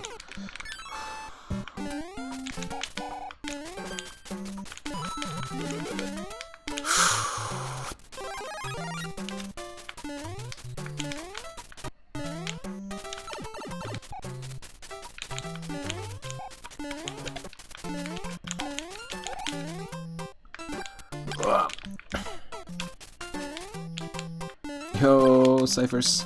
How's it going? We were doing some Triforce hunting earlier. Got a little bit of lag, and then just decided to change things up with a brand new stream, and we played Super Mario Bros. 1 and beat it using the seed 1999. And we also played Super Mario Bros. 2 and got a soft lock on stage, like 3-2. It's a common soft lock with that one particular level that we got. And now we're, yes! Yes! Now we're playing Super Mario Bros. 3 using the same seed. It's going pretty okay. Hope you're doing well. And I don't have a mod in the channel at the moment, but if you're not following Cyphers, please go give them a follow. A lot of really cool retro content over there, speedrunning sometimes of Zelda 1 randomizers, Link to the Past randomizers.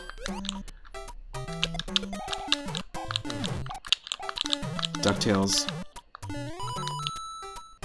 Cheap bullet bills, yeah, exactly.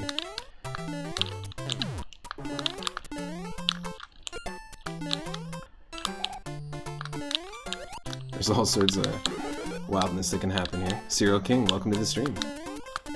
Hope you're doing well. Loving the emote. That's the perfect emote when someone gets a star in a Mario game. Cool. We can go through those doors and gamble with what enemies the randomizer is going to give us in place of the giant or standard size enemies, or we can just roll forward. Yes. Zelda 1, it's been just vanilla so far. Oh, okay, cool. Zelda 1 rando scares you. There was someone else I was just very recently watching playing Zelda 1 randomizer, and I've never tried Zelda 1 randomizer before. You know what? I have to delve back into the first Zelda game because I do want to try it out. I had a blast with Minish Cap playing the vanilla game and also trying the randomizer for the first time. Told you I'm bit by that Zelda bug, so we'll see a lot more of that content on the stream for sure. Might have been Grayskull83 that was doing a Zelda 1 randomizer around the same time that Cyphers was doing the vanilla game. But such a fun game. I just really didn't grow up with it on the NES. I have it on the NES, but I grew up with Zelda 2. My uncle gifted me his collection when I was a kid and was lucky that that was in it.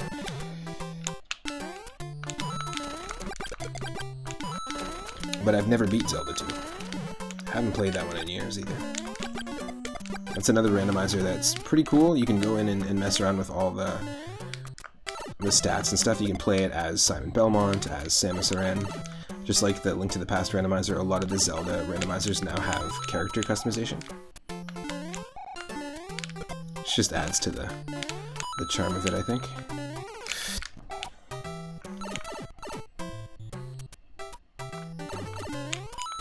Is that what you're currently on right now, is the second quest?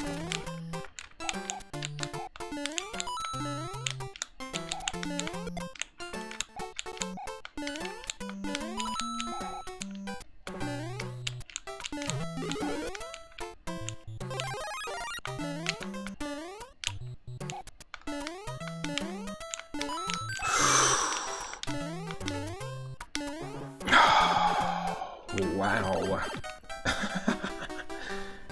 Yeesh.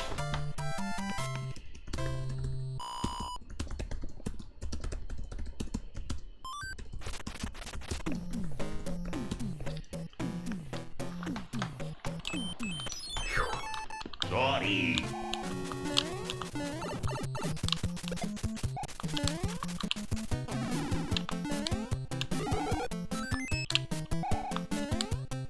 Good luck.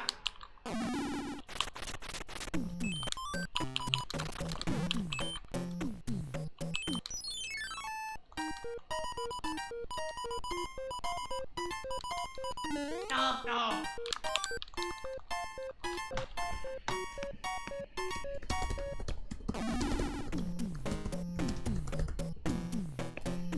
Hey, dog.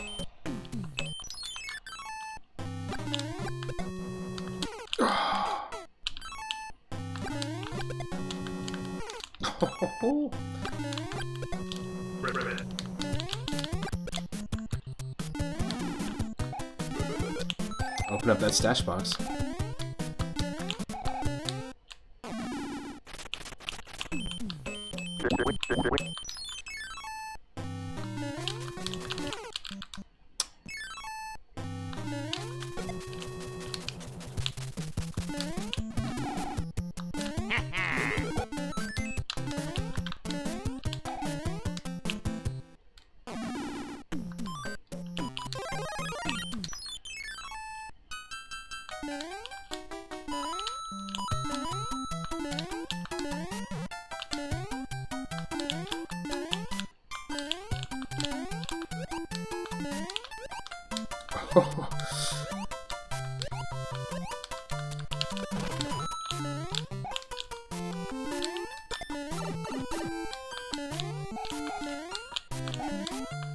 A lot of extra chain chomps here, unnecessarily.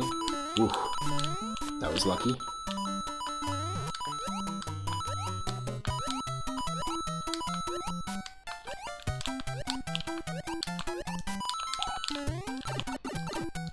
Nice.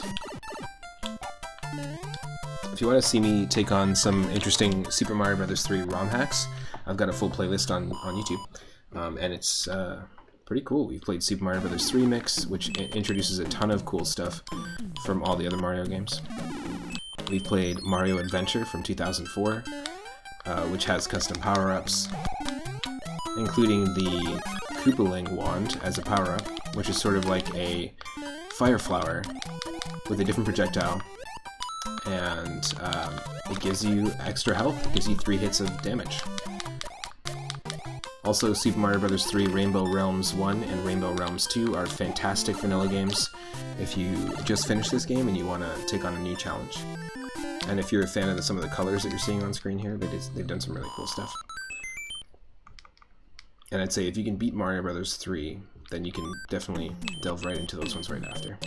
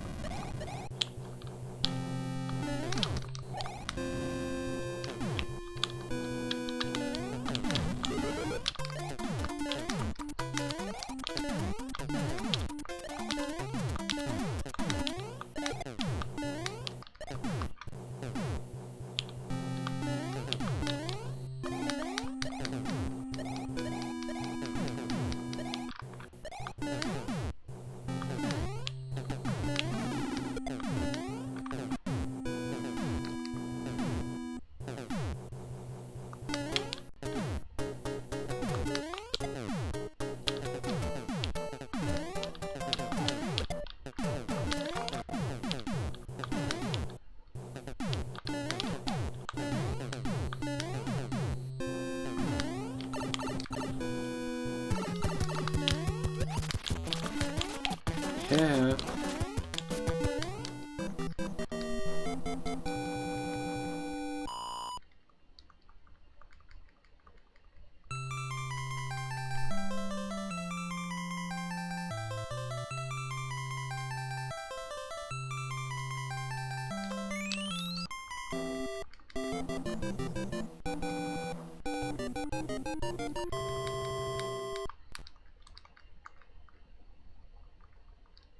There we go.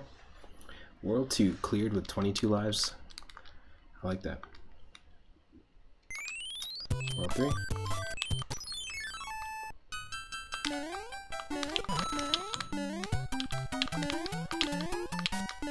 Cool.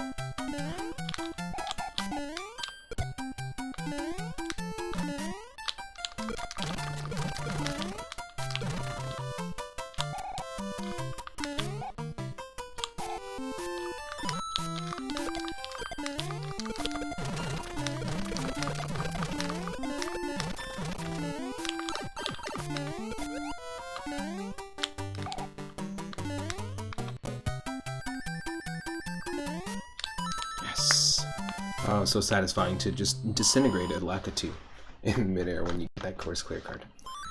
Because they suck.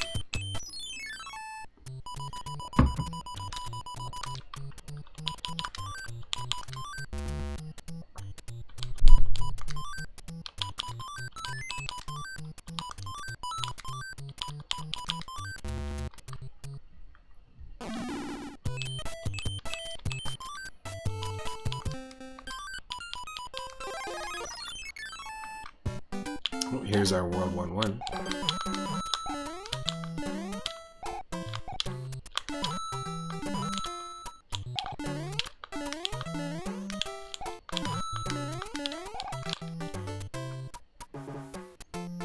We actually don't have warp whistles in the game. Oh, wow. Muncher Alley.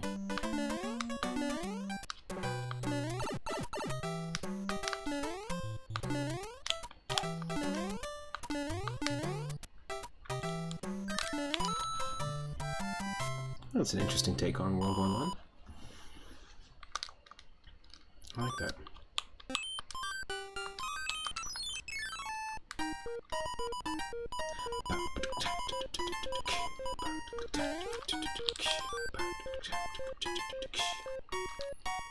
Second frog suit. Let's use the frog suit. Actually, you know what? Let's save it for the castle, because we know the castle is going to have some water sections.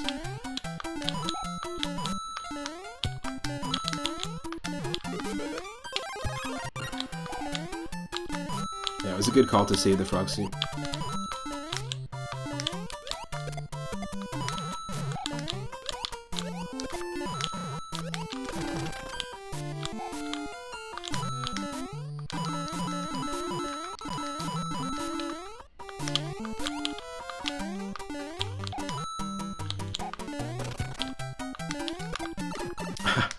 Great.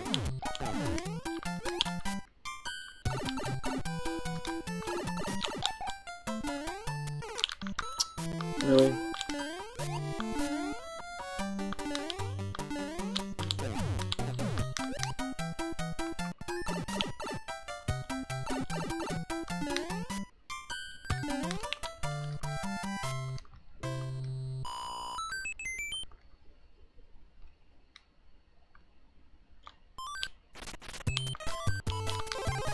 Here we go. Nice. That sort of pale lavender frog suit.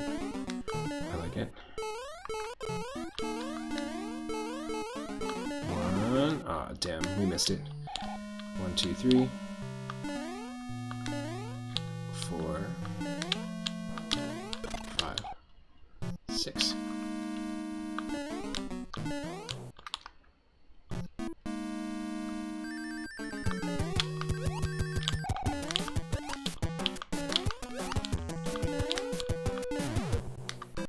Roll 3.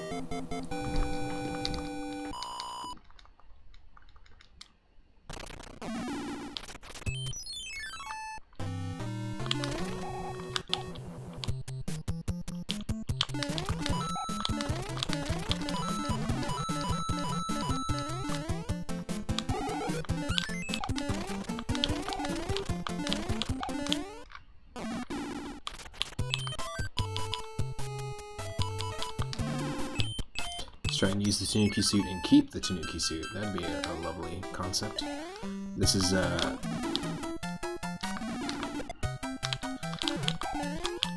World 1-2.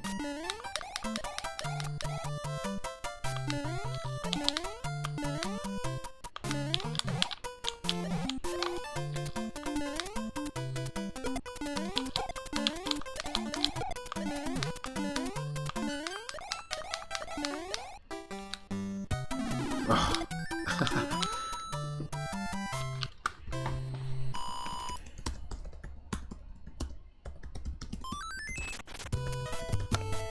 These three sounds are how that moment makes me feel. There's the first one.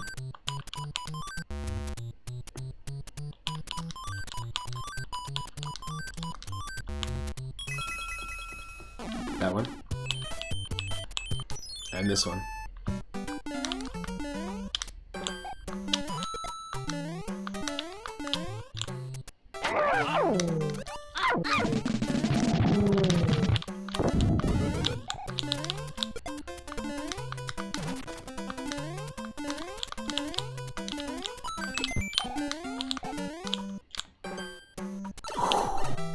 Look at all these super close calls. That's wild.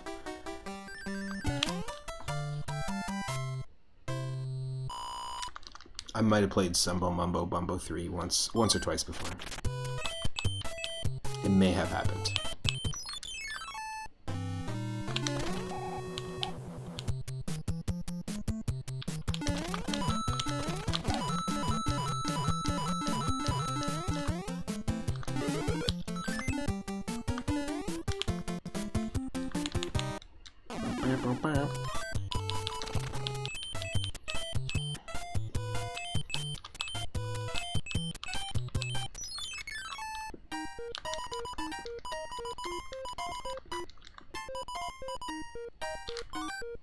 Yes. Give me that frog.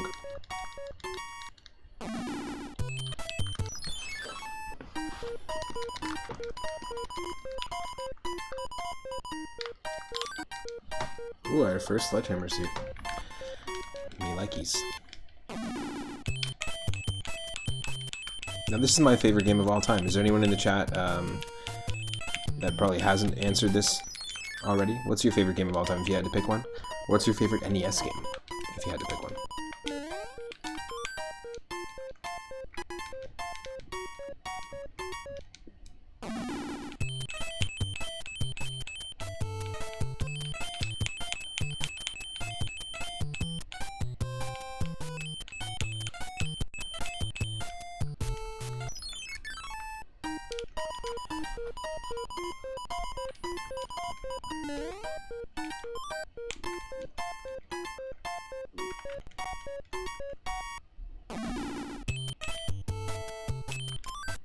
You know what, let's use one, since we got two of them now. Oh, I like the green and the magenta.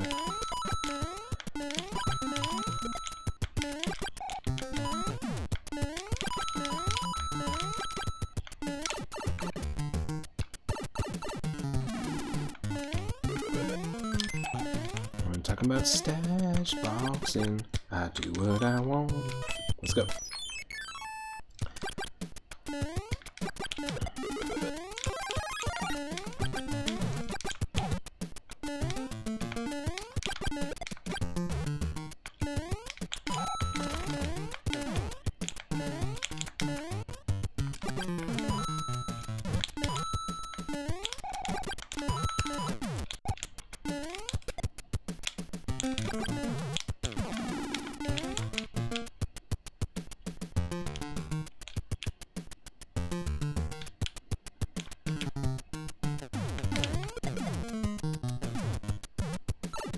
Oh,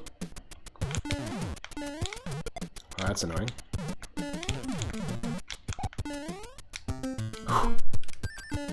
And we got our 5 up. Yeah.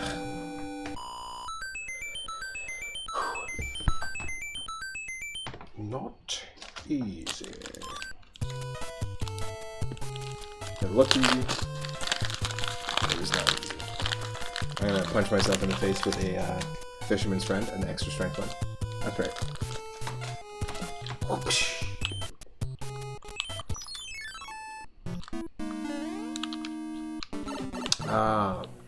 This is the one we wanted to save our frog for. That's okay. This is the Ecto Cooler level. Nice, yeah. Take out the dry bones. Actually, in fact, we're probably fine to do this.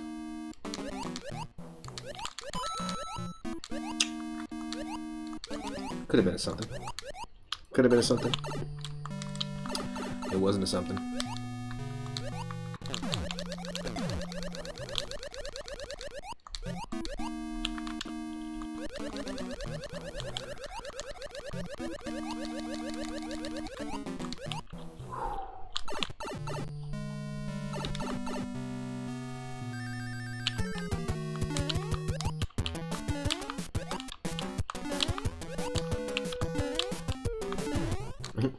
I realized when we did the other fortress, I was like, World 3 is complete.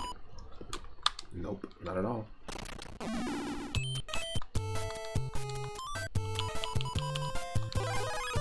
Soon. Interesting prompt placement.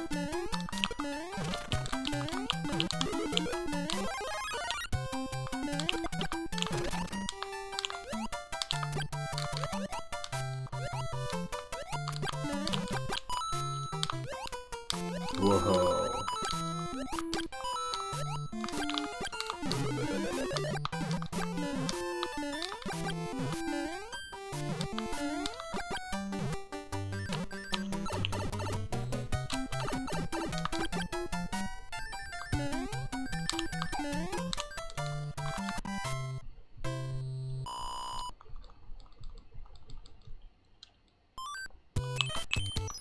Number 9, number 9, number 9.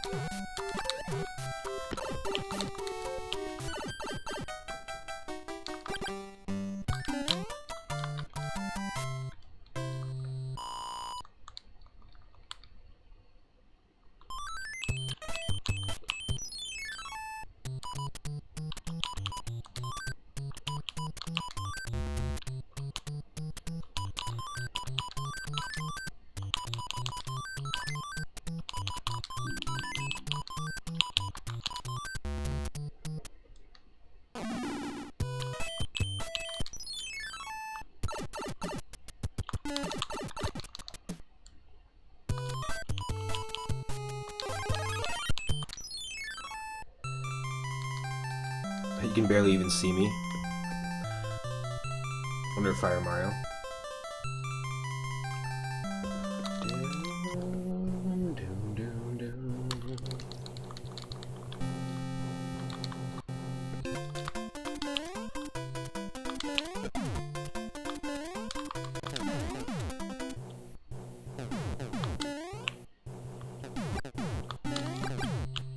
I think this is World 1's castle.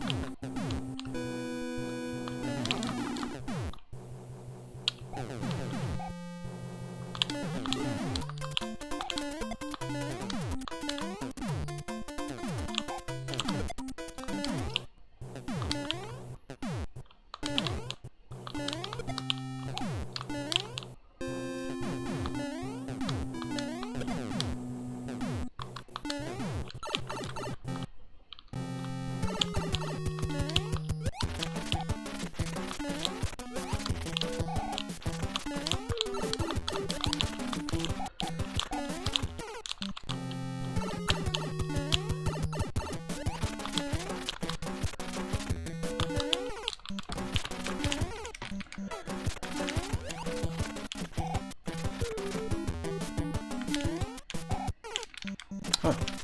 Let's just wait.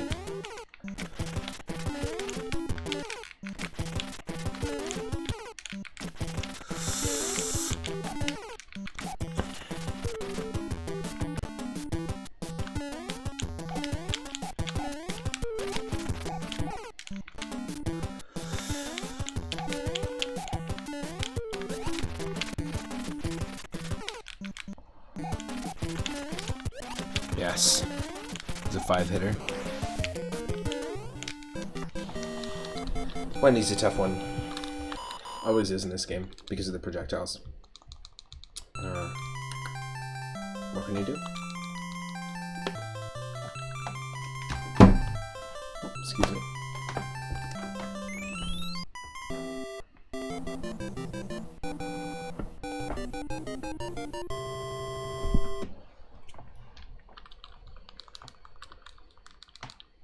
Roll 4.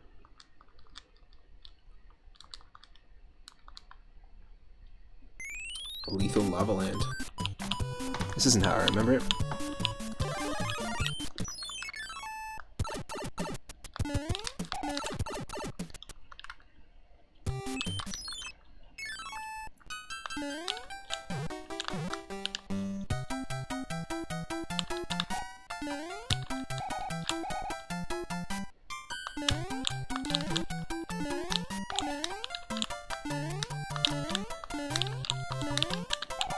And that fisherman's friend kicked me in the face.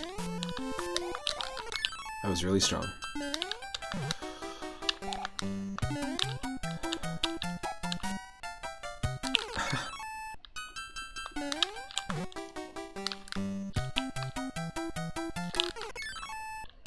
Come on.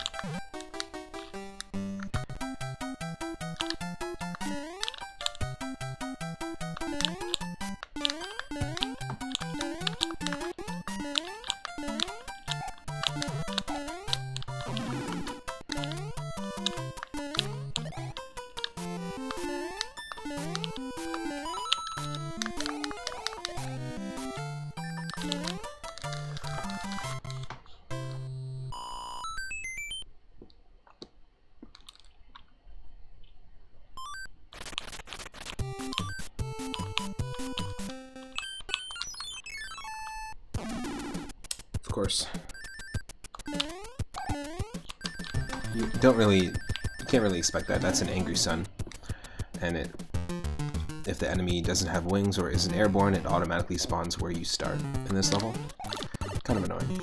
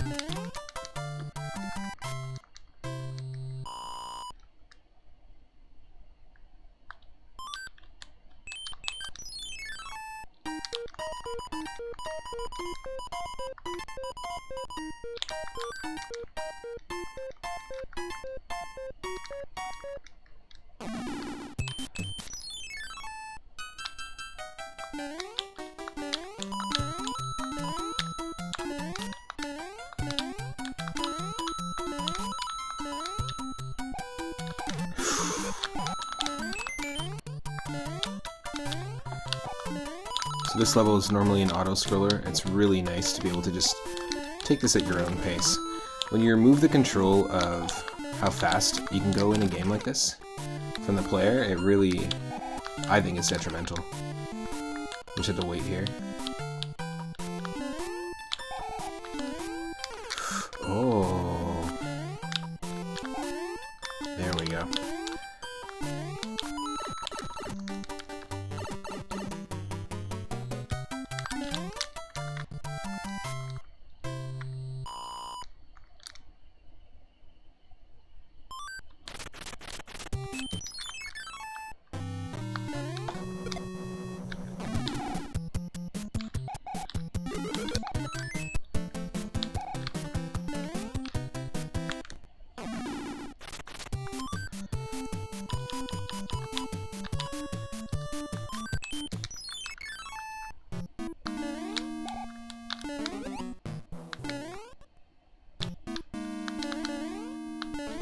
That's fine.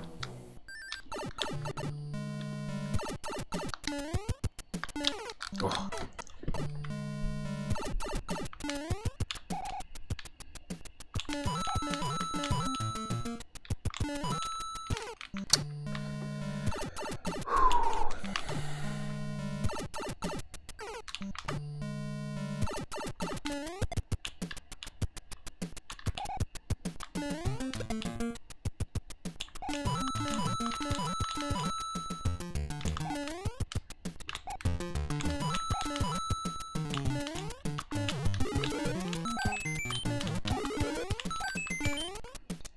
If we get one more 1-up in this level, it's another 3-up moment. But I think we're going straight for the boss. Ooh, that chain chomp does not look fun.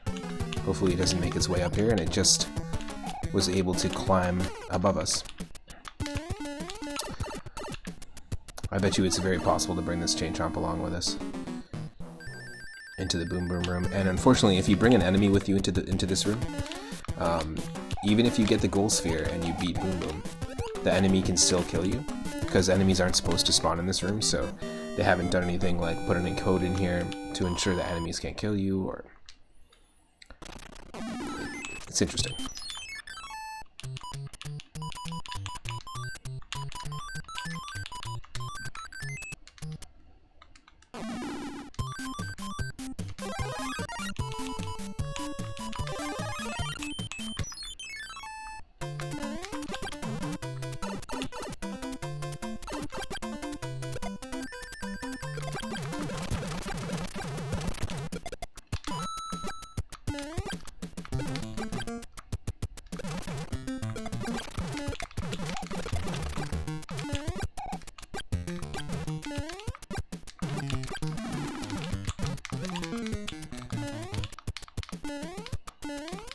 maybe this will give us the power-up we need. Nope. So yeah, we can't actually beat this level unless we are a raccoon or Tanuki Mario.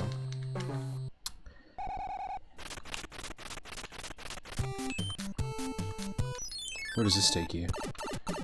That takes you to the beginning. You know what, let's just use this. Let's use our cloud. We'll forfeit the one mushroom house, that's fine.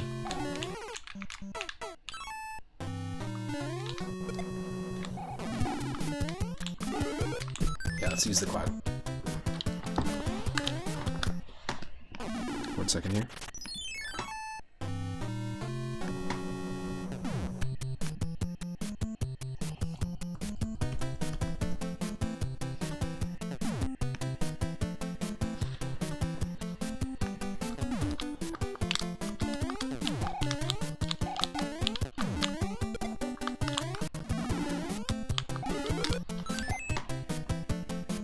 And that is useful.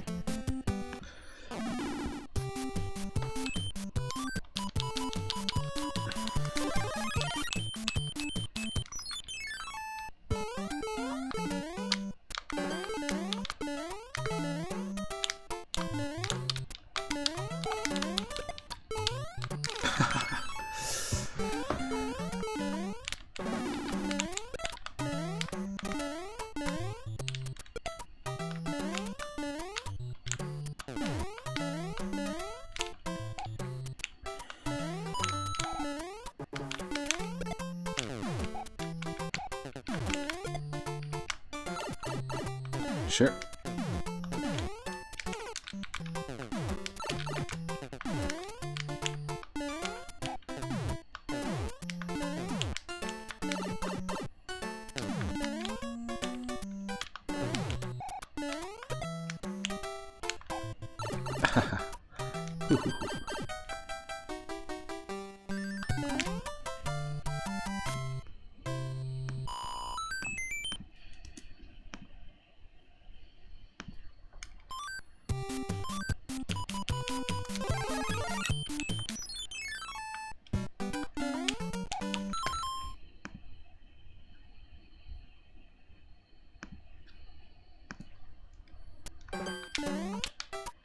So we need a shelled enemy here, and it looks like we're gonna get one.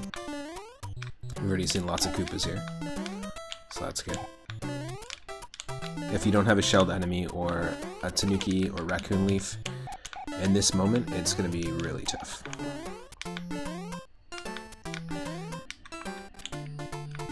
Oh, yeah, that's what we need.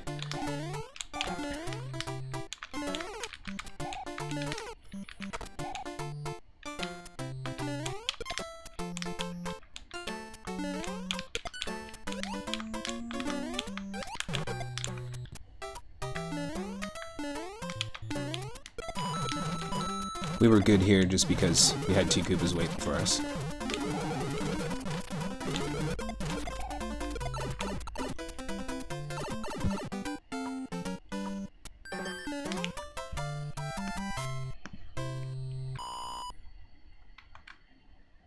Alright. Now we just got the fortress and the airship. I think I'm just going to take a quick break. I always take a quick break at the halfway point, and then I'll be right back. We'll continue our run of Super Mario Bros. 3 Randomizer. If you're watching the channel and you're not following the channel, please click that follow button. And if you are able to support the channel, donations are never necessary, but you can support the channel and help it to grow by showing up on the regular and by donating via Ko-fi.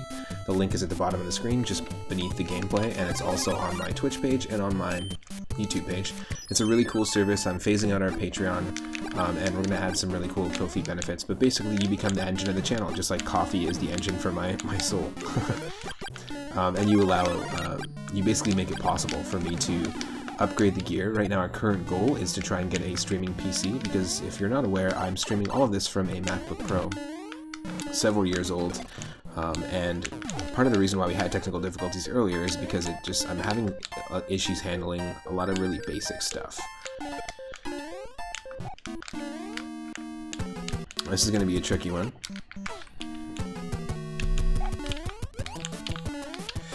And yeah, that's the current goal right now, the current community goal. for the channel.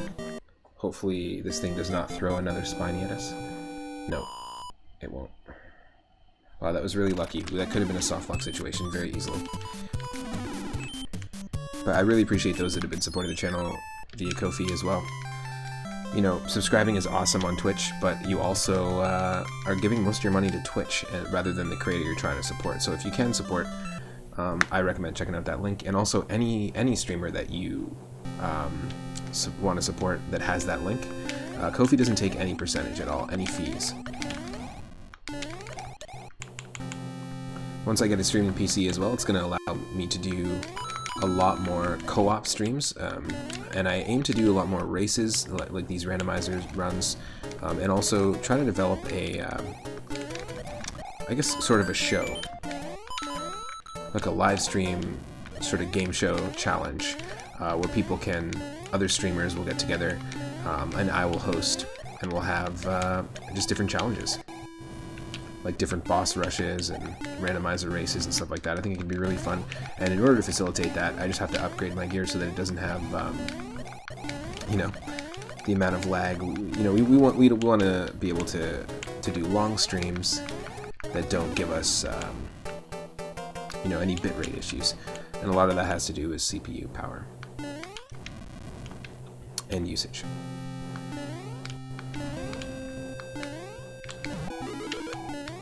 And if you didn't even notice that we were streaming from a laptop, then great. That's amazing.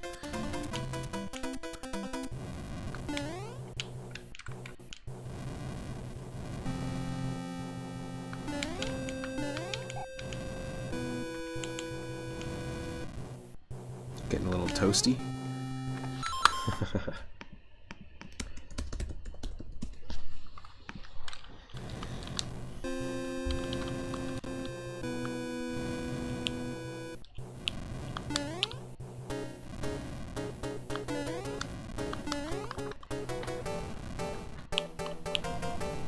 Toasted. Nope.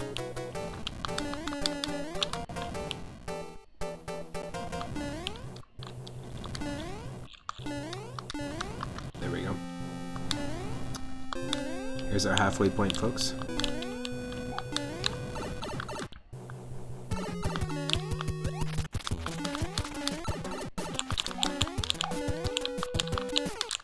Oh, it's tougher than I expected.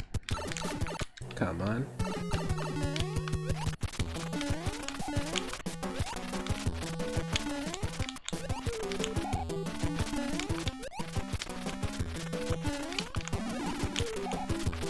That's a fiver.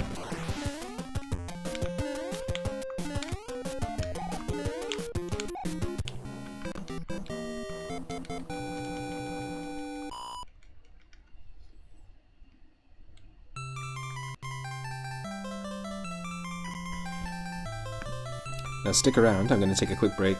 Oh, I didn't even realize I had the moon on. That's so funny. Really didn't realize I had the moon on. I had it on that whole time. My bad. It was not intentional. But yeah, I'll be right back. We're going to be starting in World 5 when we come back. And I'm going to be playing some music from... actually some of my own music. If you don't know, I make ambient music, experimental electronic music. I'm also a session drummer. I drummed on the Miles Sky Club EP, which is a band of mine. We haven't gotten together in a while because of COVID, but it's a band of mine or a band I belong to, that we got together and recorded professionally 4 songs. If you're into like 90s hip hop, funk, R&B, I do all the drums on that. So you can actually check out the Miles Sky Club on Spotify or Apple Music or Bandcamp. And then I'm going to be playing some stuff from my solo project called Bass and Spectra, and you can find that on Bandcamp. If you want to support the music, you can actually support the music directly through Ko-fi as well. If you want to make a Ko-fi donation, there's a ton of cool music there to check out. It's textural, ambient, electronic music, and it's all stuff that I've been working on since 2009. So we're going to play a little bit of my album from 2010, Actually, sorry, some of this music goes back as early as 2007, but some of my music from 2010. The Black Range is the name of the album, and we're gonna be playing Catalan. So I'll be right back. And it's textural, ambient, experimental music. So it's certainly nothing like the Mario music. But let's just hang out and give it a listen, and I'll be right back. Thanks again. Thank you again, Moosebones, for the raid. And there's a link to my music if you want to check it out yourself.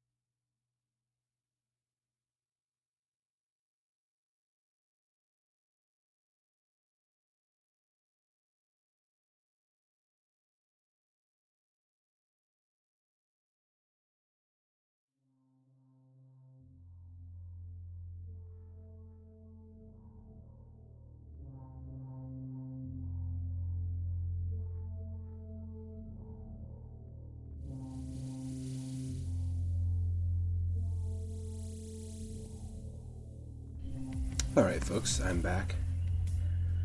We're now just listening to more music by me. The first song was Catalan, the second song In the Fluid, the third song Venus Faces the End, and now this is Deep Sin.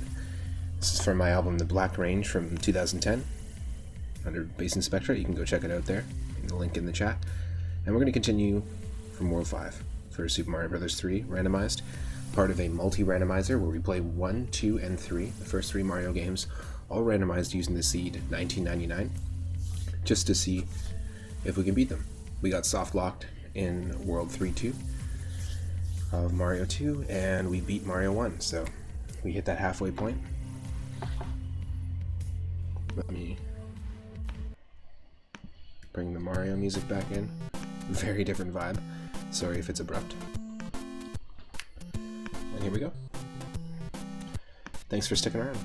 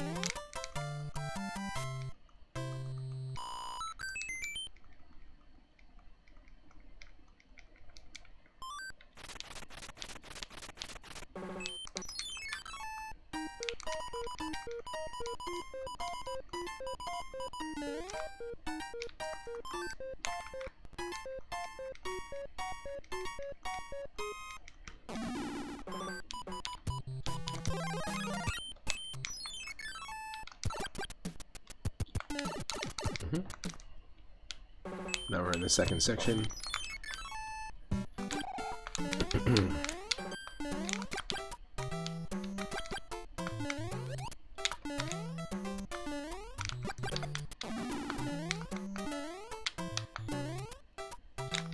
Oh, that's dirty. Dirty thwomp tactics.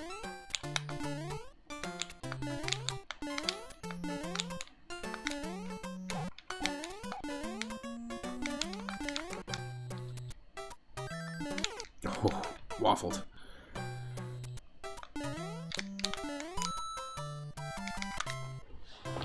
Waffled.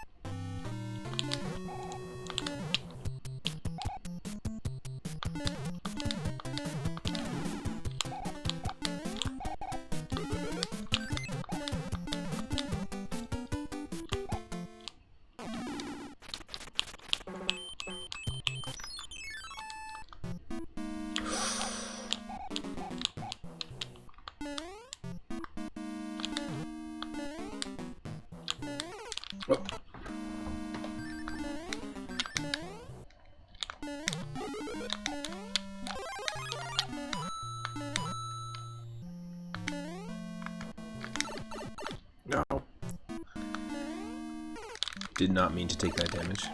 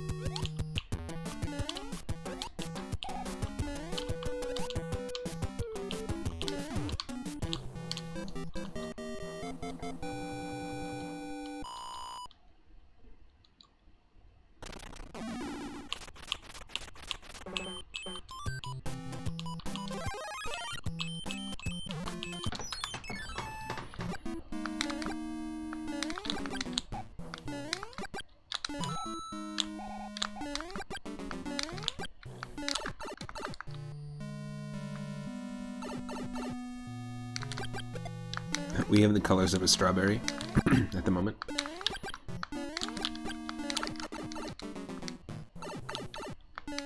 Straub Hammer Mario.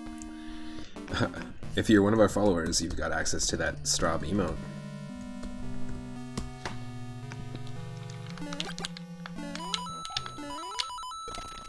I'm really stoked they finally rolled out follower emotes to us. Well, of course I screwed up the command the first time, but there it is.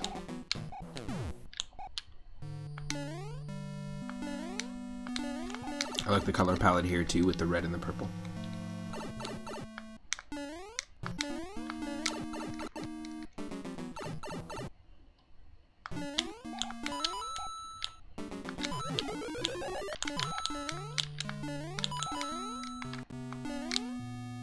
Nice.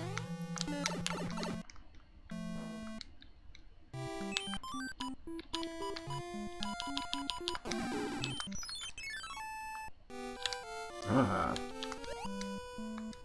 Speaking of strawberries.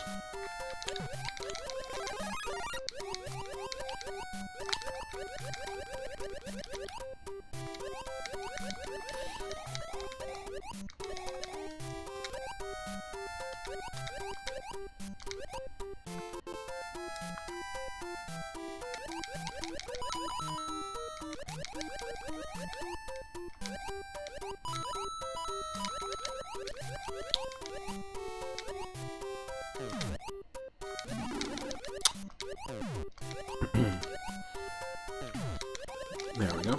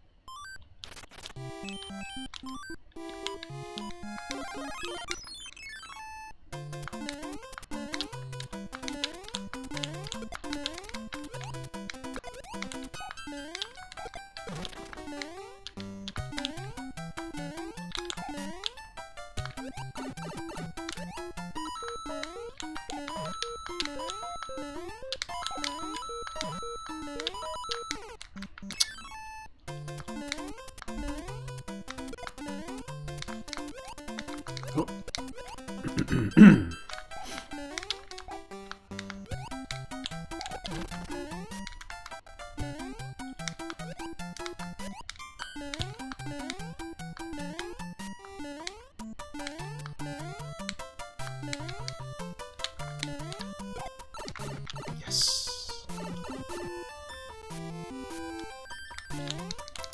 Team Tortoise coming in with that raid. Welcome, welcome. Hope you are doing well. Hope your stream was doing well as well. What were you streaming today? Let me quickly give you a shout out.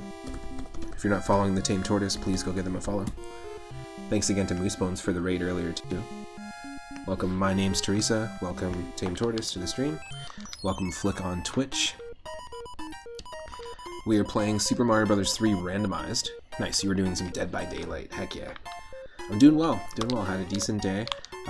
Today we did some Link to the Past randomizer Triforce hunting in the previous stream, and then right now we're doing a multi-randomizer stream. So we play 3 NES Mario games in a row, all randomized, using the same seed. So they all use different randomizers, but they're all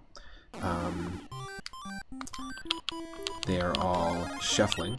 The levels, the attributes of the levels, all that stuff. You stole from me in Tort Stream. Did you know? In like stream avatars or something?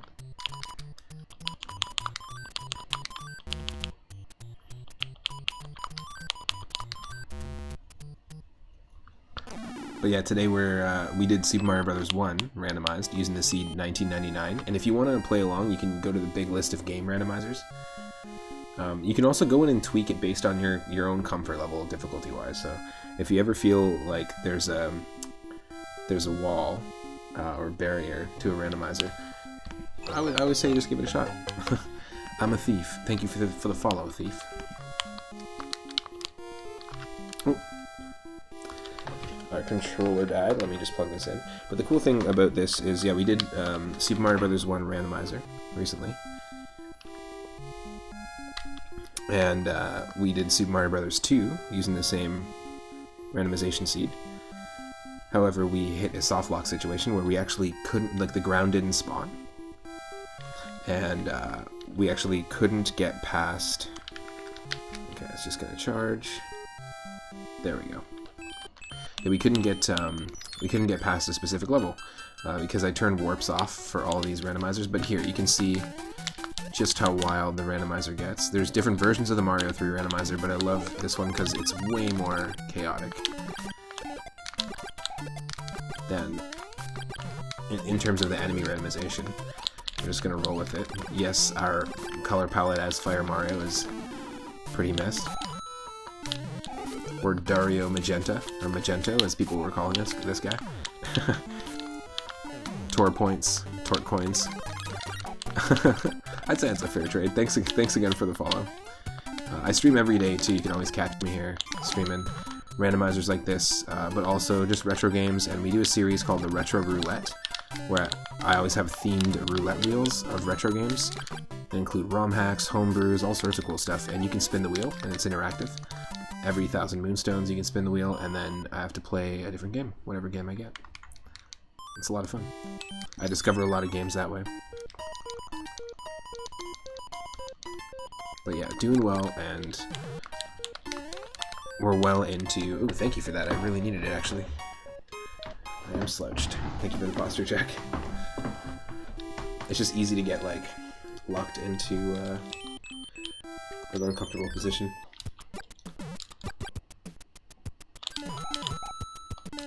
But this is probably the almost 40th run that I've played on stream of Super Mario Bros. 3. It is my favorite game, I would say, of all time, and same with, like, in terms of my favorite NES game as well. So I play a lot.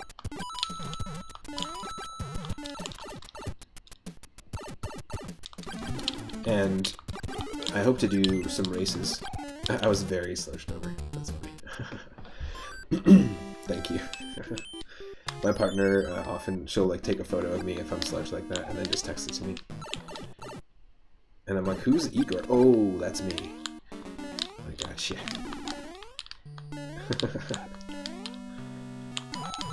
Definitely a good call. Yeah, the back of an 8-year-old hunchback. Like from Castlevania, those...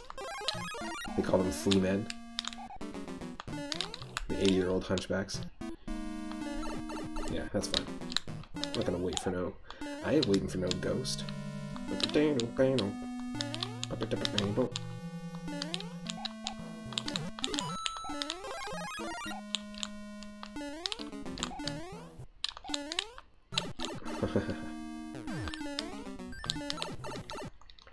The Hunchback of Notre Dame. Oh!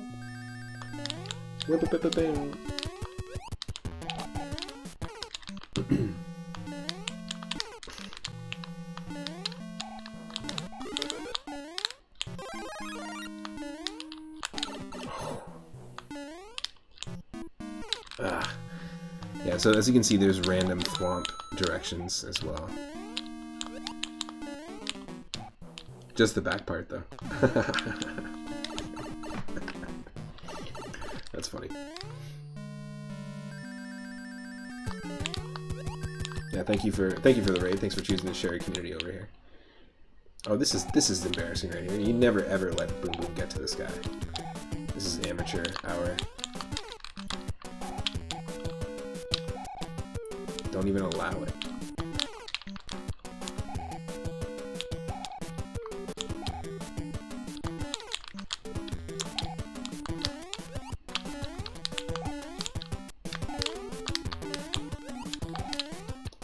Wow, that was probably one of the most embarrassing performances fighting a Boom Boom yet.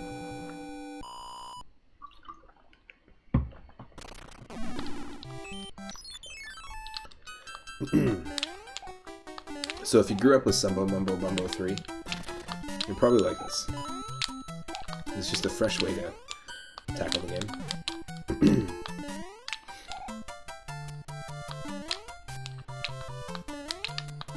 You don't have... It's all good. You don't have overly sized eyeballs like a cartoon character yet. Wait, what? Yet? Excuse me? I appreciate that, man. I really appreciate that. Wholesome vibes. You're not the first person to say that. Excuse me.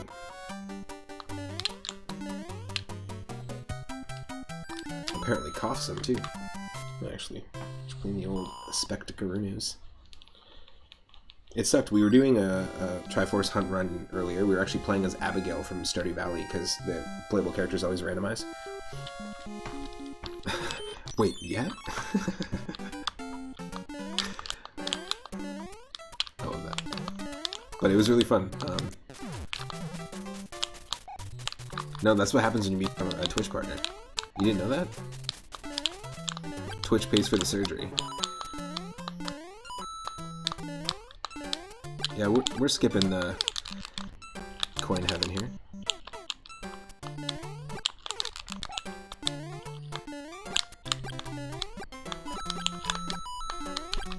Normally I'd never skip coin heaven, but...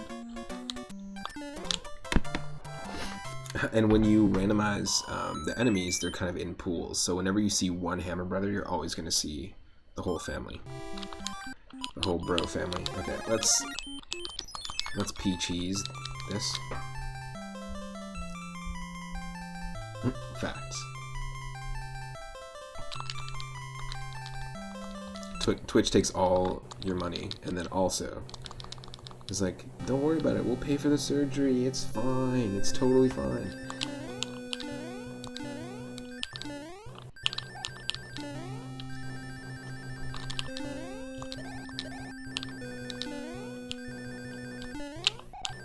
Next thing you know, you're twitch.tv/Quasimodo.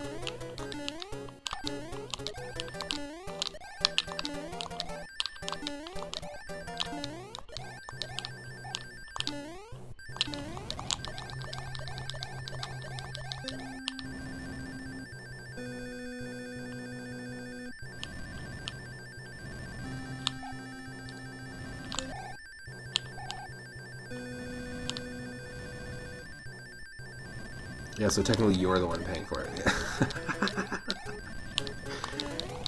You found out their scheme.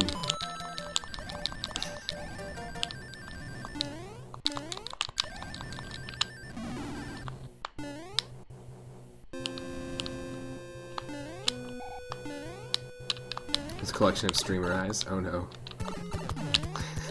that's terrifying. But yet believable.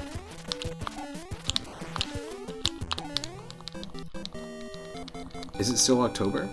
I've actually spent a lot of October watching Tales from the Crypt and Outer Limits, which is a really great show. If you're into Black Mirror, it's basically Black Mirror before Black Mirror. Those anthology shows, especially the 90s versions and the Twilight Zone as well, are pretty hilarious. You might know that Outer Limits and Twilight Zone started in the 60s as well, but pretty funny. Alright, we're on to World 6.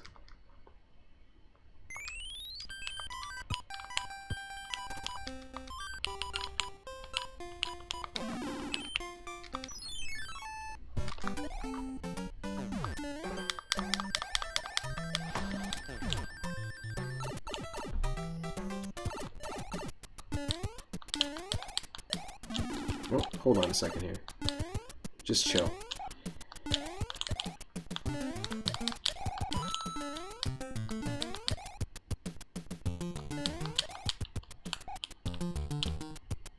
Nice, you grew up with Tales from the Crypt? Yeah. I always like those old school horror anthologies. And you know what?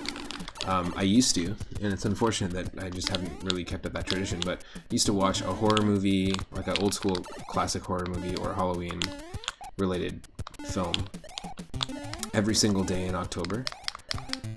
Just because I'm really into Halloween. I also really like the aesthetic of Halloween and spooky horror games as well, like retro games. In fact, that's why we play a lot of the retro roulette, the spooky games, and we started a series of us playing random spooky games back in July. But I'm a big fan, and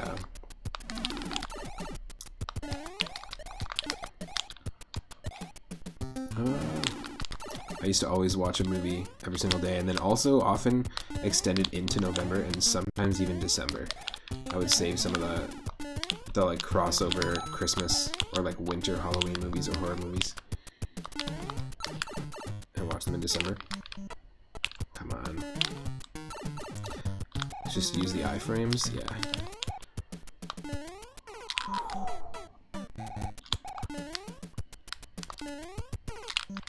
Is there a way to catch up to that bugger? No. Okay. Just wait for him. Well, I guess you just have to do this.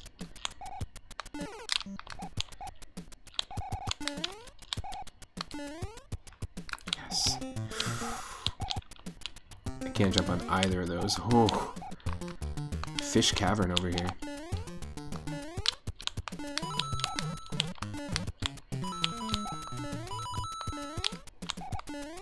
Ooh. I've got a full playlist of all of my streams, so you can actually go and check out the spooky games if you want to. We've got like 20 episodes or so, 20 different streams. Lots of really fun games. Lots of really cool Castlevania ROM hacks.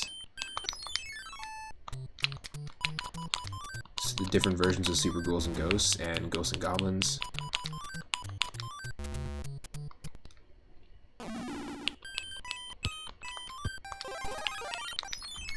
Why not? Let's try the frog.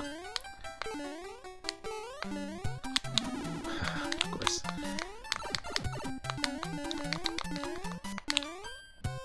This is our Angry Sun level. The tornadoes get randomized.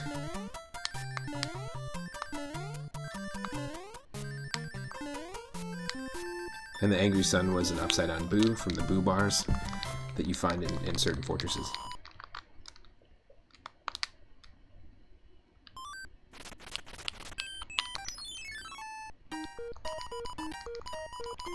Oh, nice, nice. You saw me playing Ghouls and Ghosts or Ghosts and Goblins live. Nice.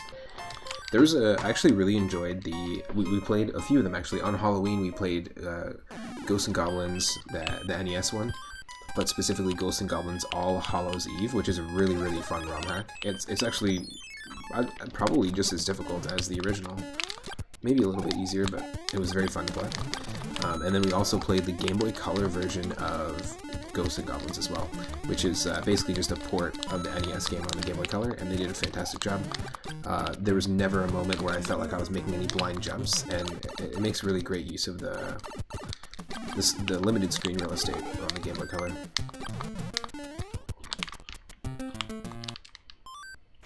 Would have been a fun one on the go too, and they also have a password system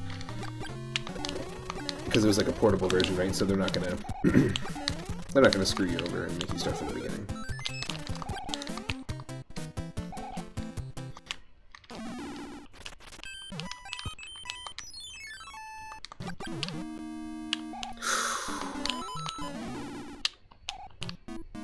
The stream makes you want to fall asleep. It's late, the Mario sounds are nice, and my voice is soothing. The stream is wholesome.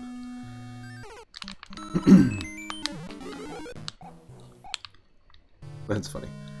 I was playing ambient music too. A lot of my music is just real chill. And strange.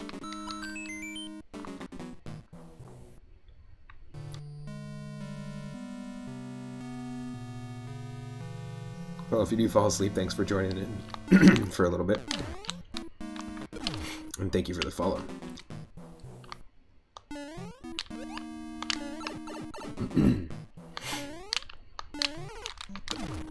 Oh shit.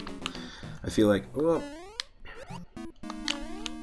I'm making dumb mistakes. Excuse me.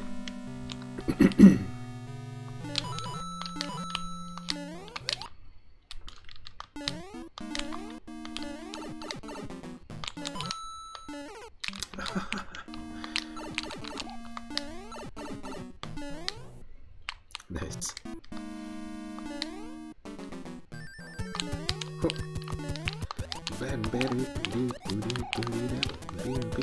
There we go.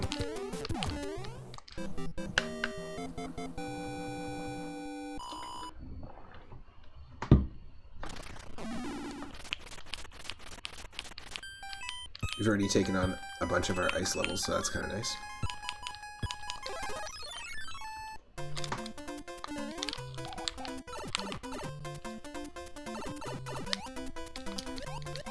Now this is normally an auto scroller. I call this one the Watto Scroller because it's the only auto scroller water level in the original game. Love the color palette swaps here too. Because the auto scroller has been removed, it actually brings all the Electros down here, which is kind of funny because it just makes it a lot easier to deal with.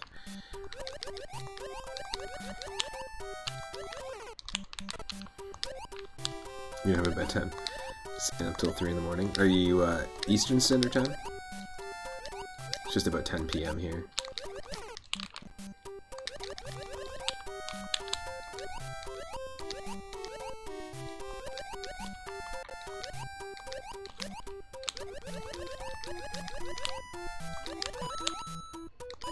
Come on, we can get past the Watto Scroller. Ooh, is this...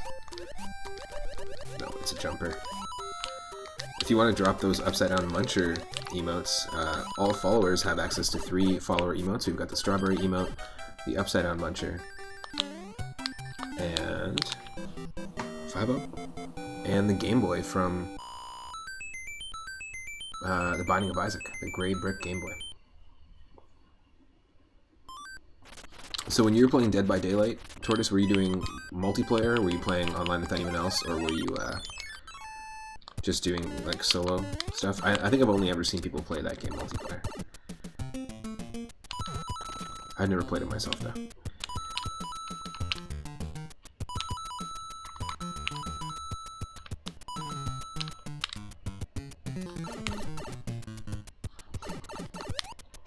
Swim away from the ecto cooler.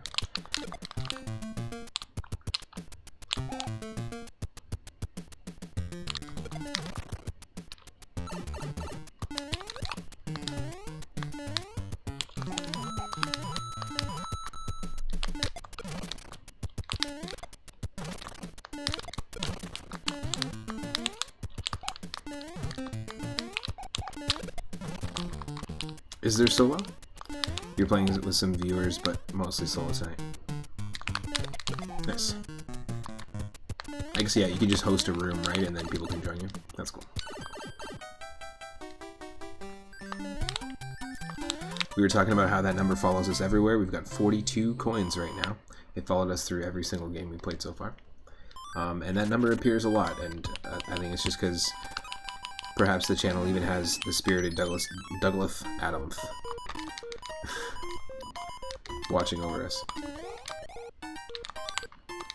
It's pretty funny. You spent the whole day working on OBS and the stream deck. Nice. We still wanted to sneak a little stream in. Just trying to like get your scenes all set up, or what were you working on regarding OBS?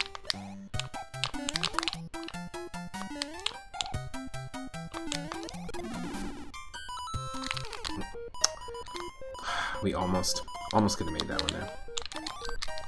I'm actually going to just try and use a P-Wing, because I think we have a P-Wing.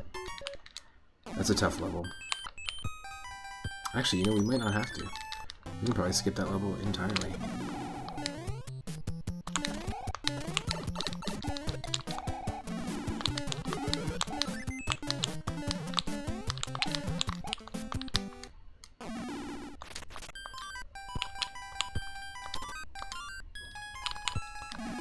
That level normally is an auto-scroller, and has parabeetles that are flying to the left, like flying buzzy beetles, and you can actually just step on them, and they will rise. They'll keep moving to the left, but they'll also rise at the same time. So you have to strategically use them to get across. But with the randomizer, you have to do like a run and jump that's like so precise if they don't spawn. And most of the time they don't spawn because they get shuffled around. We're into the purple sea now.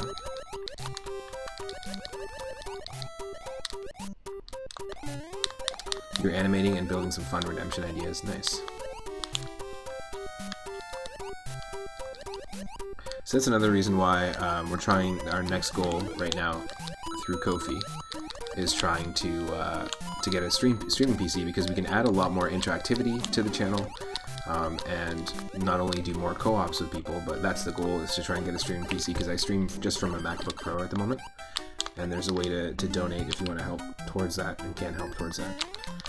And then we can do more stuff like that, because right now there's a lot of known bugs with OBS and Streamlabs, and also just like a lot of streaming software with the most recent version of MacBook, or the Mac OS, sorry, and I'm using a MacBook Pro.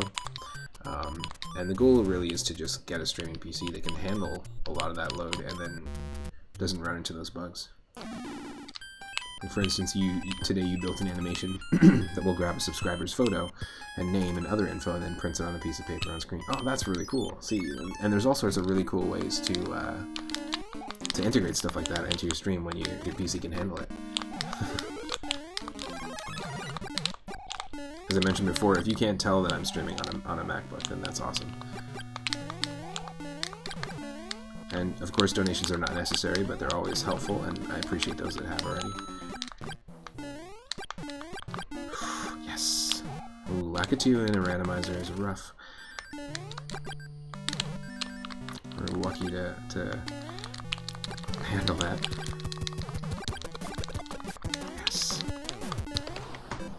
First Boom Boom destroyed with the fireballs. Oh, thank you.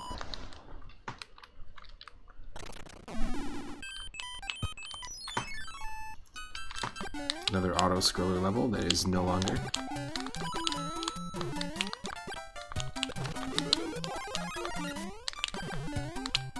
Fish platforms, I like that.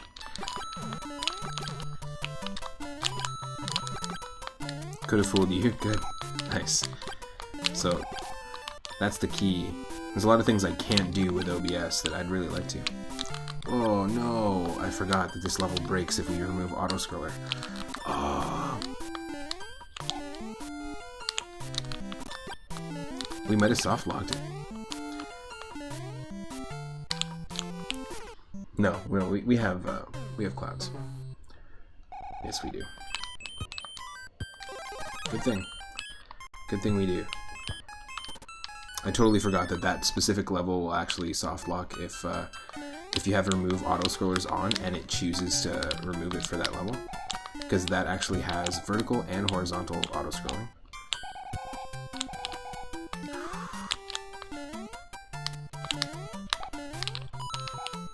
Well, there's just a lot of bugs, especially every time there's a new operating system that Mac puts out. They really put more focus each time, or sorry, less focus each time on third-party support, and they've pretty much removed most third-party support, which really bugs a lot of their users, because there's a lot of programs that people have paid for and stuff that they just can't run anymore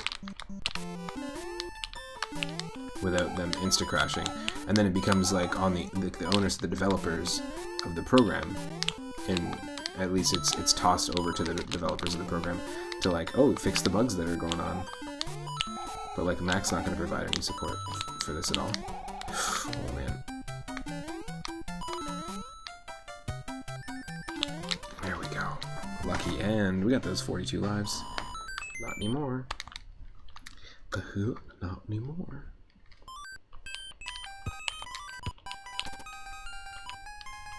Let's skip it. Let's just skip it. Go straight to the airship.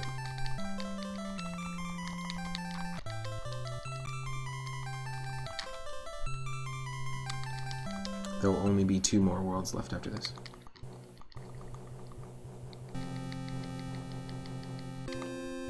I like how all the airships have been bubblegum ships. The good ship bubblegum. With the color palettes that we've gotten. I think most of them, yeah, have all been pink. All the adventures of Dario Magento are coming to an end.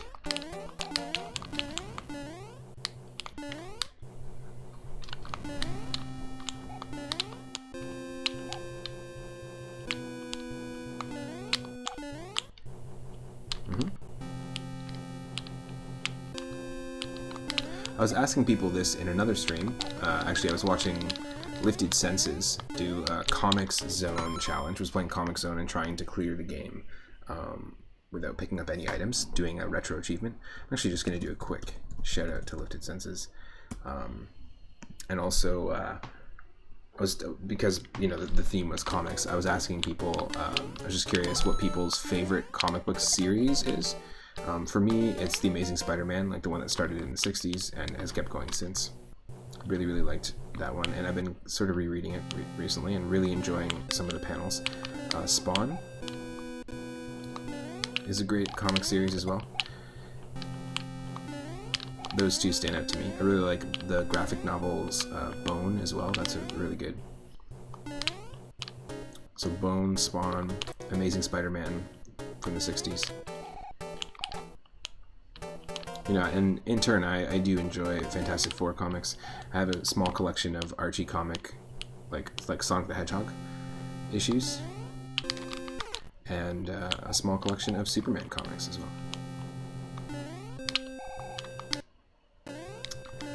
Team Tortoise, you're a big fan of the Wolverine Origins and Hellboy comics. Oh, nice. Hellboy was Dark Horse comics, I think, right? If I'm not mistaken. I definitely had a bunch of Dark Horse comics, but no Hellboy issues. But I really enjoyed the film, the first film. Actually, I haven't seen the second film or the new Hellboy. Because wasn't there was 3 Hellboys, and then there was like a reboot that came out, and now they're doing the second one of the reboot. You had some Archie too growing up. Nice. Yeah, I had Archie comics growing up for sure. And Garfield. Archie and Garfield were kind of two big ones for me that I read a lot. But yeah, right now I'd say those ones are pretty up there. I also really love manga, and specifically the One Piece manga and also the Dragon Ball manga. And Dr. Slump by Akira Toriyama. If you're a fan of the original Dragon Ball, definitely check out Dr. Slump if you haven't already. Some of those characters, like Arail, has actually shown up in Dragon Ball Z and Dragon Ball Super before. But I'm not a huge fan of Dragon Ball Z as much as I am a fan of the original Dragon Ball. There's just something really charming about that series, the hand-drawn effect and the way that everything was hand-painted, and it also touches more upon like the philosophy behind martial arts and stuff, which is cool. Your high school had an anime section. That's kind of cool.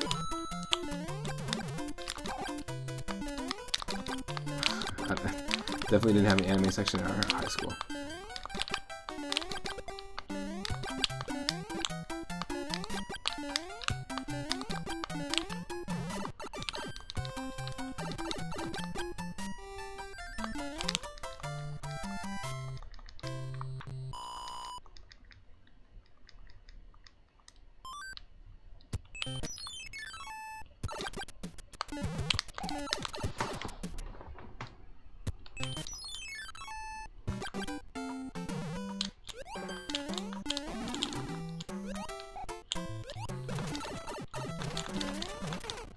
Ooh, that was rough.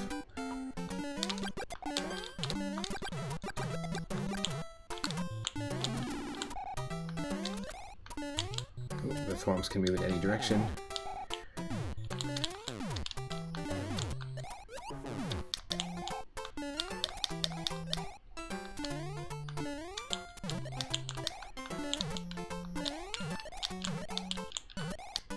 F's in the chat for Dragon Ball GT. You don't really think the shows are comparable? What the?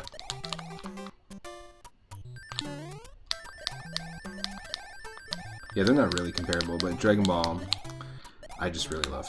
There's just something about it. We played the entirety of Dragon Ball Advanced Adventure. We actually got it as part of our animal and creature themed games for the Retro Roulette series, and it's a fantastic beat 'em up on the Game Boy Advance. If you want a really like responsive like really fun to play beat 'em up, which isn't co-op. It's just a single player beat 'em up. I highly, highly, highly recommend it. And if you don't know about the story of Dragon Ball, you'll learn about it throughout it.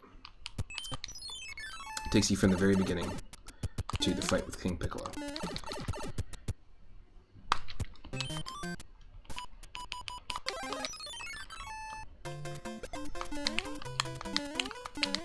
This is also an auto scroller. Hopefully not ruined. Ooh, it might be ruined by the... this might be ruined, actually. This might be a softlock situation because this is also a level that has vertical and horizontal scrolling, which was giving us issues before.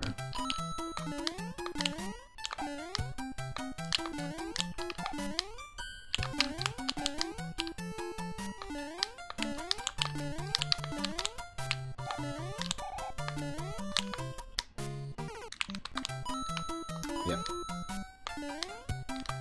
That is a softlock sitch.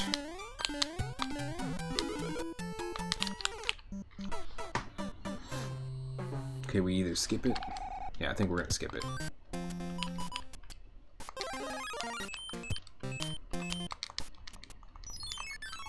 Dragon Ball was your favorite show as a kid? Still are a huge fan, but unfortunately haven't had time for Super at all. Yeah, I actually have never seen Super either. A couple Paragoombas going for a swim. Alright. Water's fine. I guess I'll go for a swim. Oh, it's heated too, with those fire bars. Nice.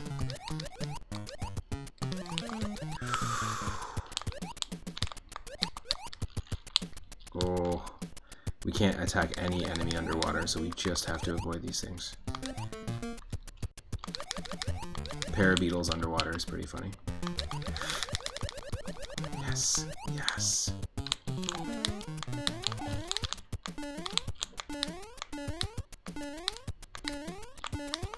Oh, nice. Clean.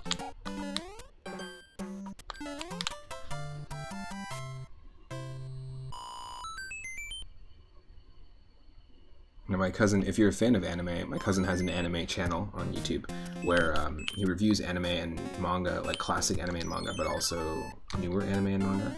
And you can actually check it out. The channel is Chris Quello, and if you go to my YouTube channel, it's the only recommended channel that I have in the list on my profile, so you can go check that out. I just wanted to make it easy for me to send people there. And he does some really cool stuff, like just like cool top 10 videos, but also some deep retrospectives into like live action anime stuff. And also, I think he's got a Cowboy Bebop video coming out. But recently has done reviews of the most recent chapter of Dragon Ball Super, following it quite closely. Like the manga chapter, and the final manga chapter that is coming out of One Piece is actually ending.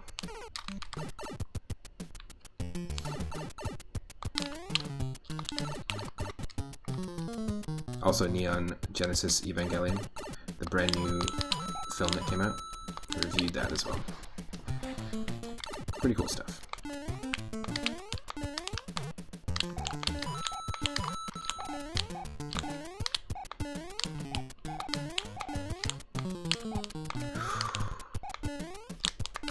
Nope.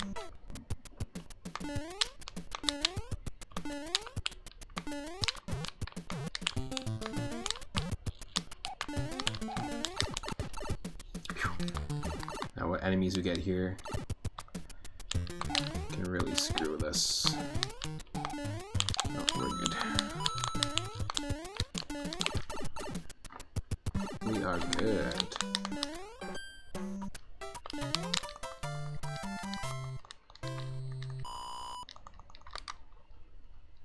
Heck yeah.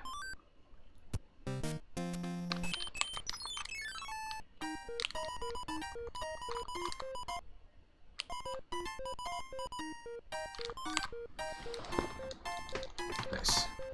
Star pewing pewing, cloud pewing pewing.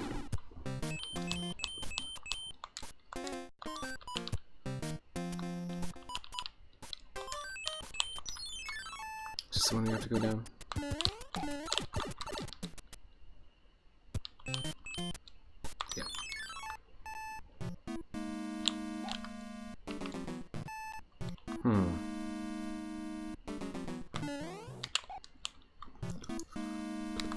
Is there a way to die here?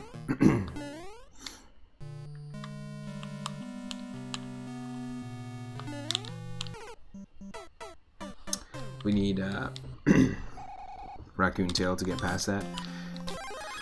We have the P-Wing, so we might as well just go for it.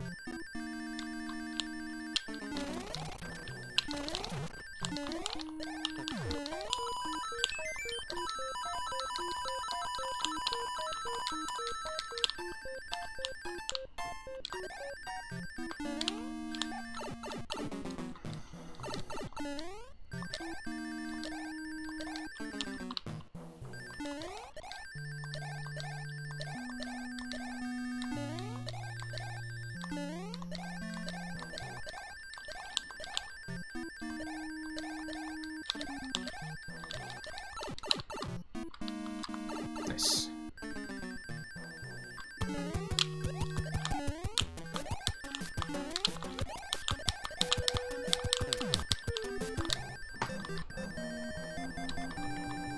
Clean.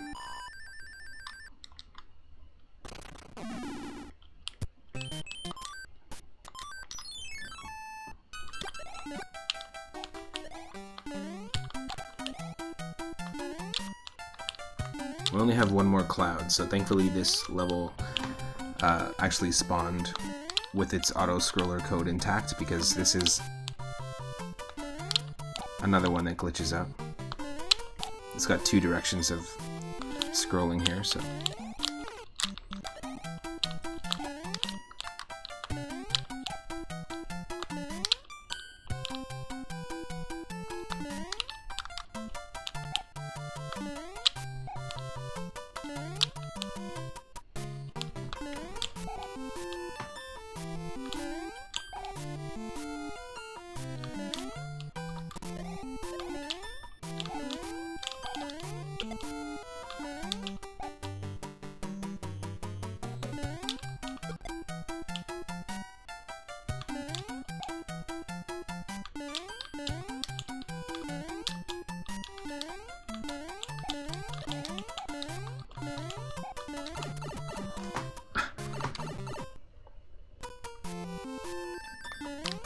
Just one wrench spawner in the sky. Not even a rocky wrench, but just the wrench. It's funny.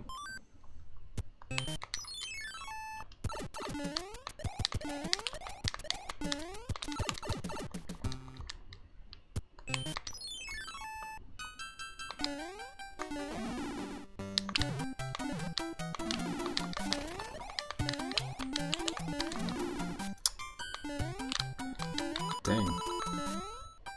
That didn't work in our favor at all.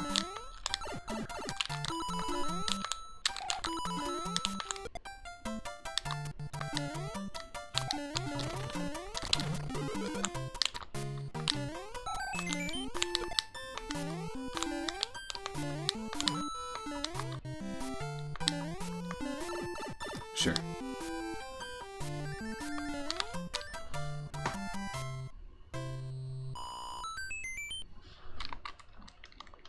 Hopefully we don't soft lock and we can actually get to the end of this one.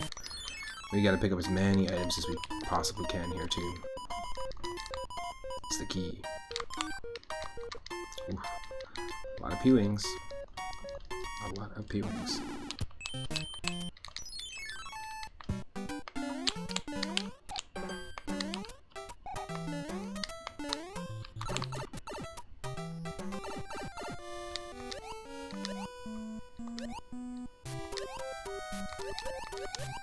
Oh, nope.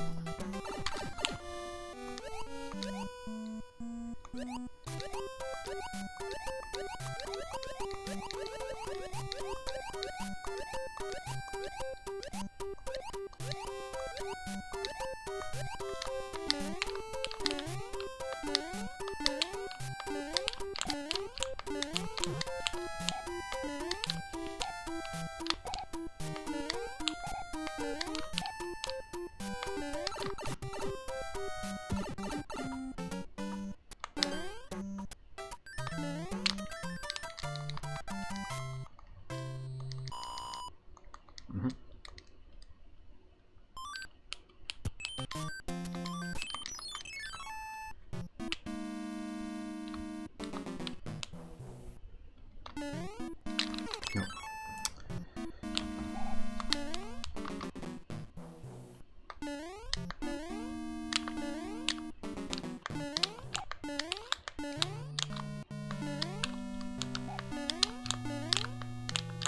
Ooh.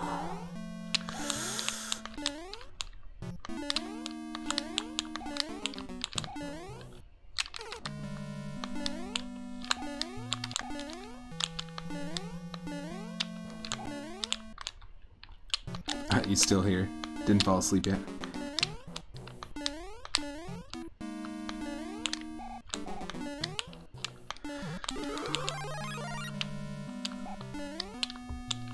I definitely can't fall asleep on this one. Oh, look at this. That's rough.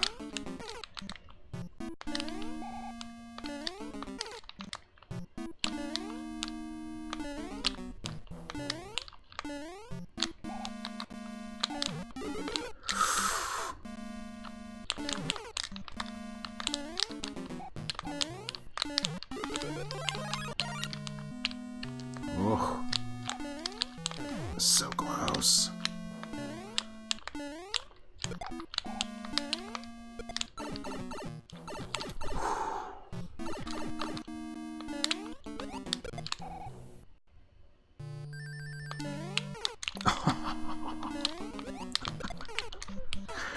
Wow.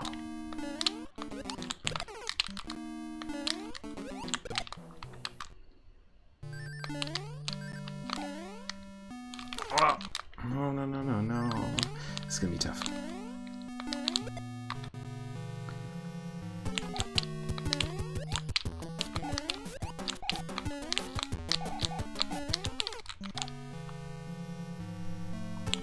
So we actually need the Lakitu to respawn.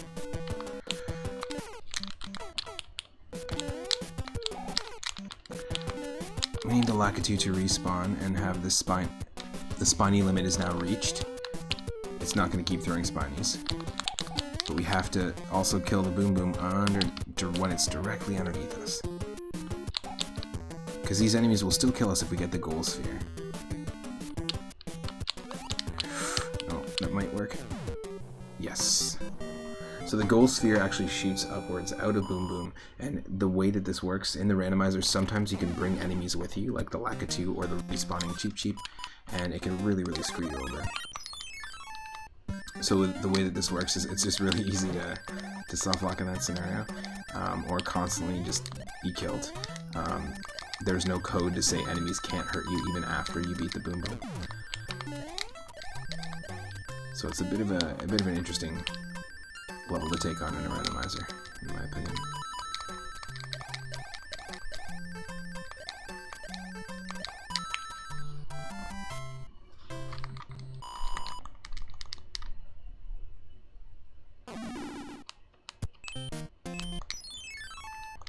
Here we are. We're on our way to World 8. It's right around the corner. Sumbo Momo Bumbo 3 completed. Soon enough.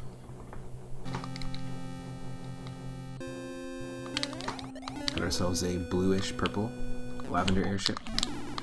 I like it. You're flying lavender air.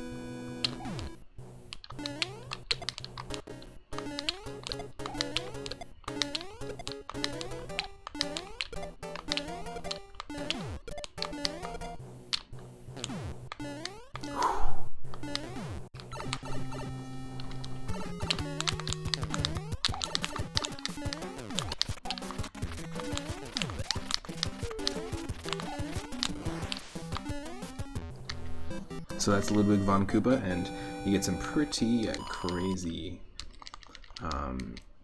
fights with him because he ground pounds.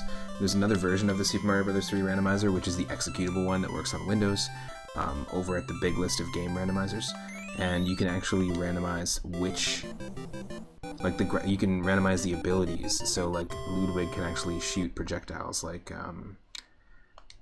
Wendy can, or for example, Morton Koopa would have, or Iggy Koopa could have ground pounds, and the amount of times they ground pound, like when they bounce, Ludwig in the original game and in this will only bounce twice. Whoa. Excuse me? Why did our sprite not spawn? What is happening here? Some sort of detachment, some sort of weird corruption is happening. Enemies normally glitch in this, so that's nothing new, but...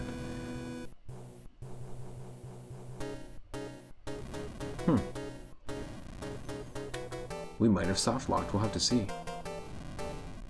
I've never experienced this in like the 40 plus runs that we've done.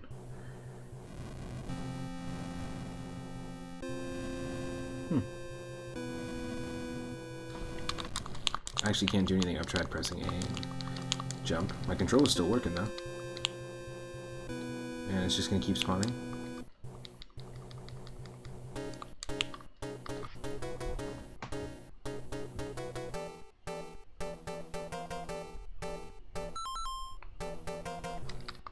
Oh, thank you. What is happening here? I kind of love this.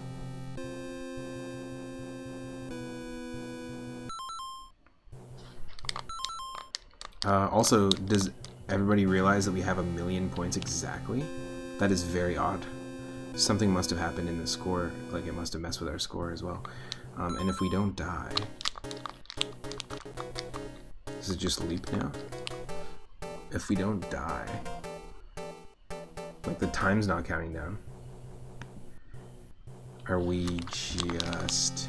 Is this just like meant to be like this forever? It's pretty funny. If this is the case, that's still really cool. Like, we did find one beatable seed with Super Mario Bros. 1. It's, you know what, it's not often that we run into soft locks in Mario 3. It happens a lot in Mario 2, but not often. But this is really cool. I think what we'll do is we'll call it. If you're watching live right now, thanks for tuning in. Thank you to Flick on Twitch for the recent follow, and thank you to the Tame Tortoise and Moosebones for the raids. If you're not following the Tame Tortoise or Moosebones, please go give them a follow, and if you're not following me, click that follow button. It'll let you know when and what I'm streaming next. I will be streaming tomorrow. I believe I've got just a meeting tomorrow in the morning, but I'll be streaming tomorrow and trying to coordinate another episode of the co-op with Rathe V. Murray, where we play a Soul Link randomizer Nuzlocke challenge of Pokemon Sweet. Pokemon Sweet, if you don't know, is an amazing ROM hack of Pokemon Fire Red. I highly recommend checking it out.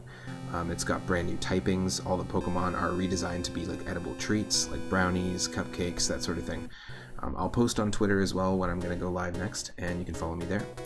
And if you're watching on YouTube, feel free to peruse the Retro Game Randomizers playlist for some more multi-randomizer streams that I've done, and some of them even have 5 games. So stick around, we're going to raid our good friend Los Surfins,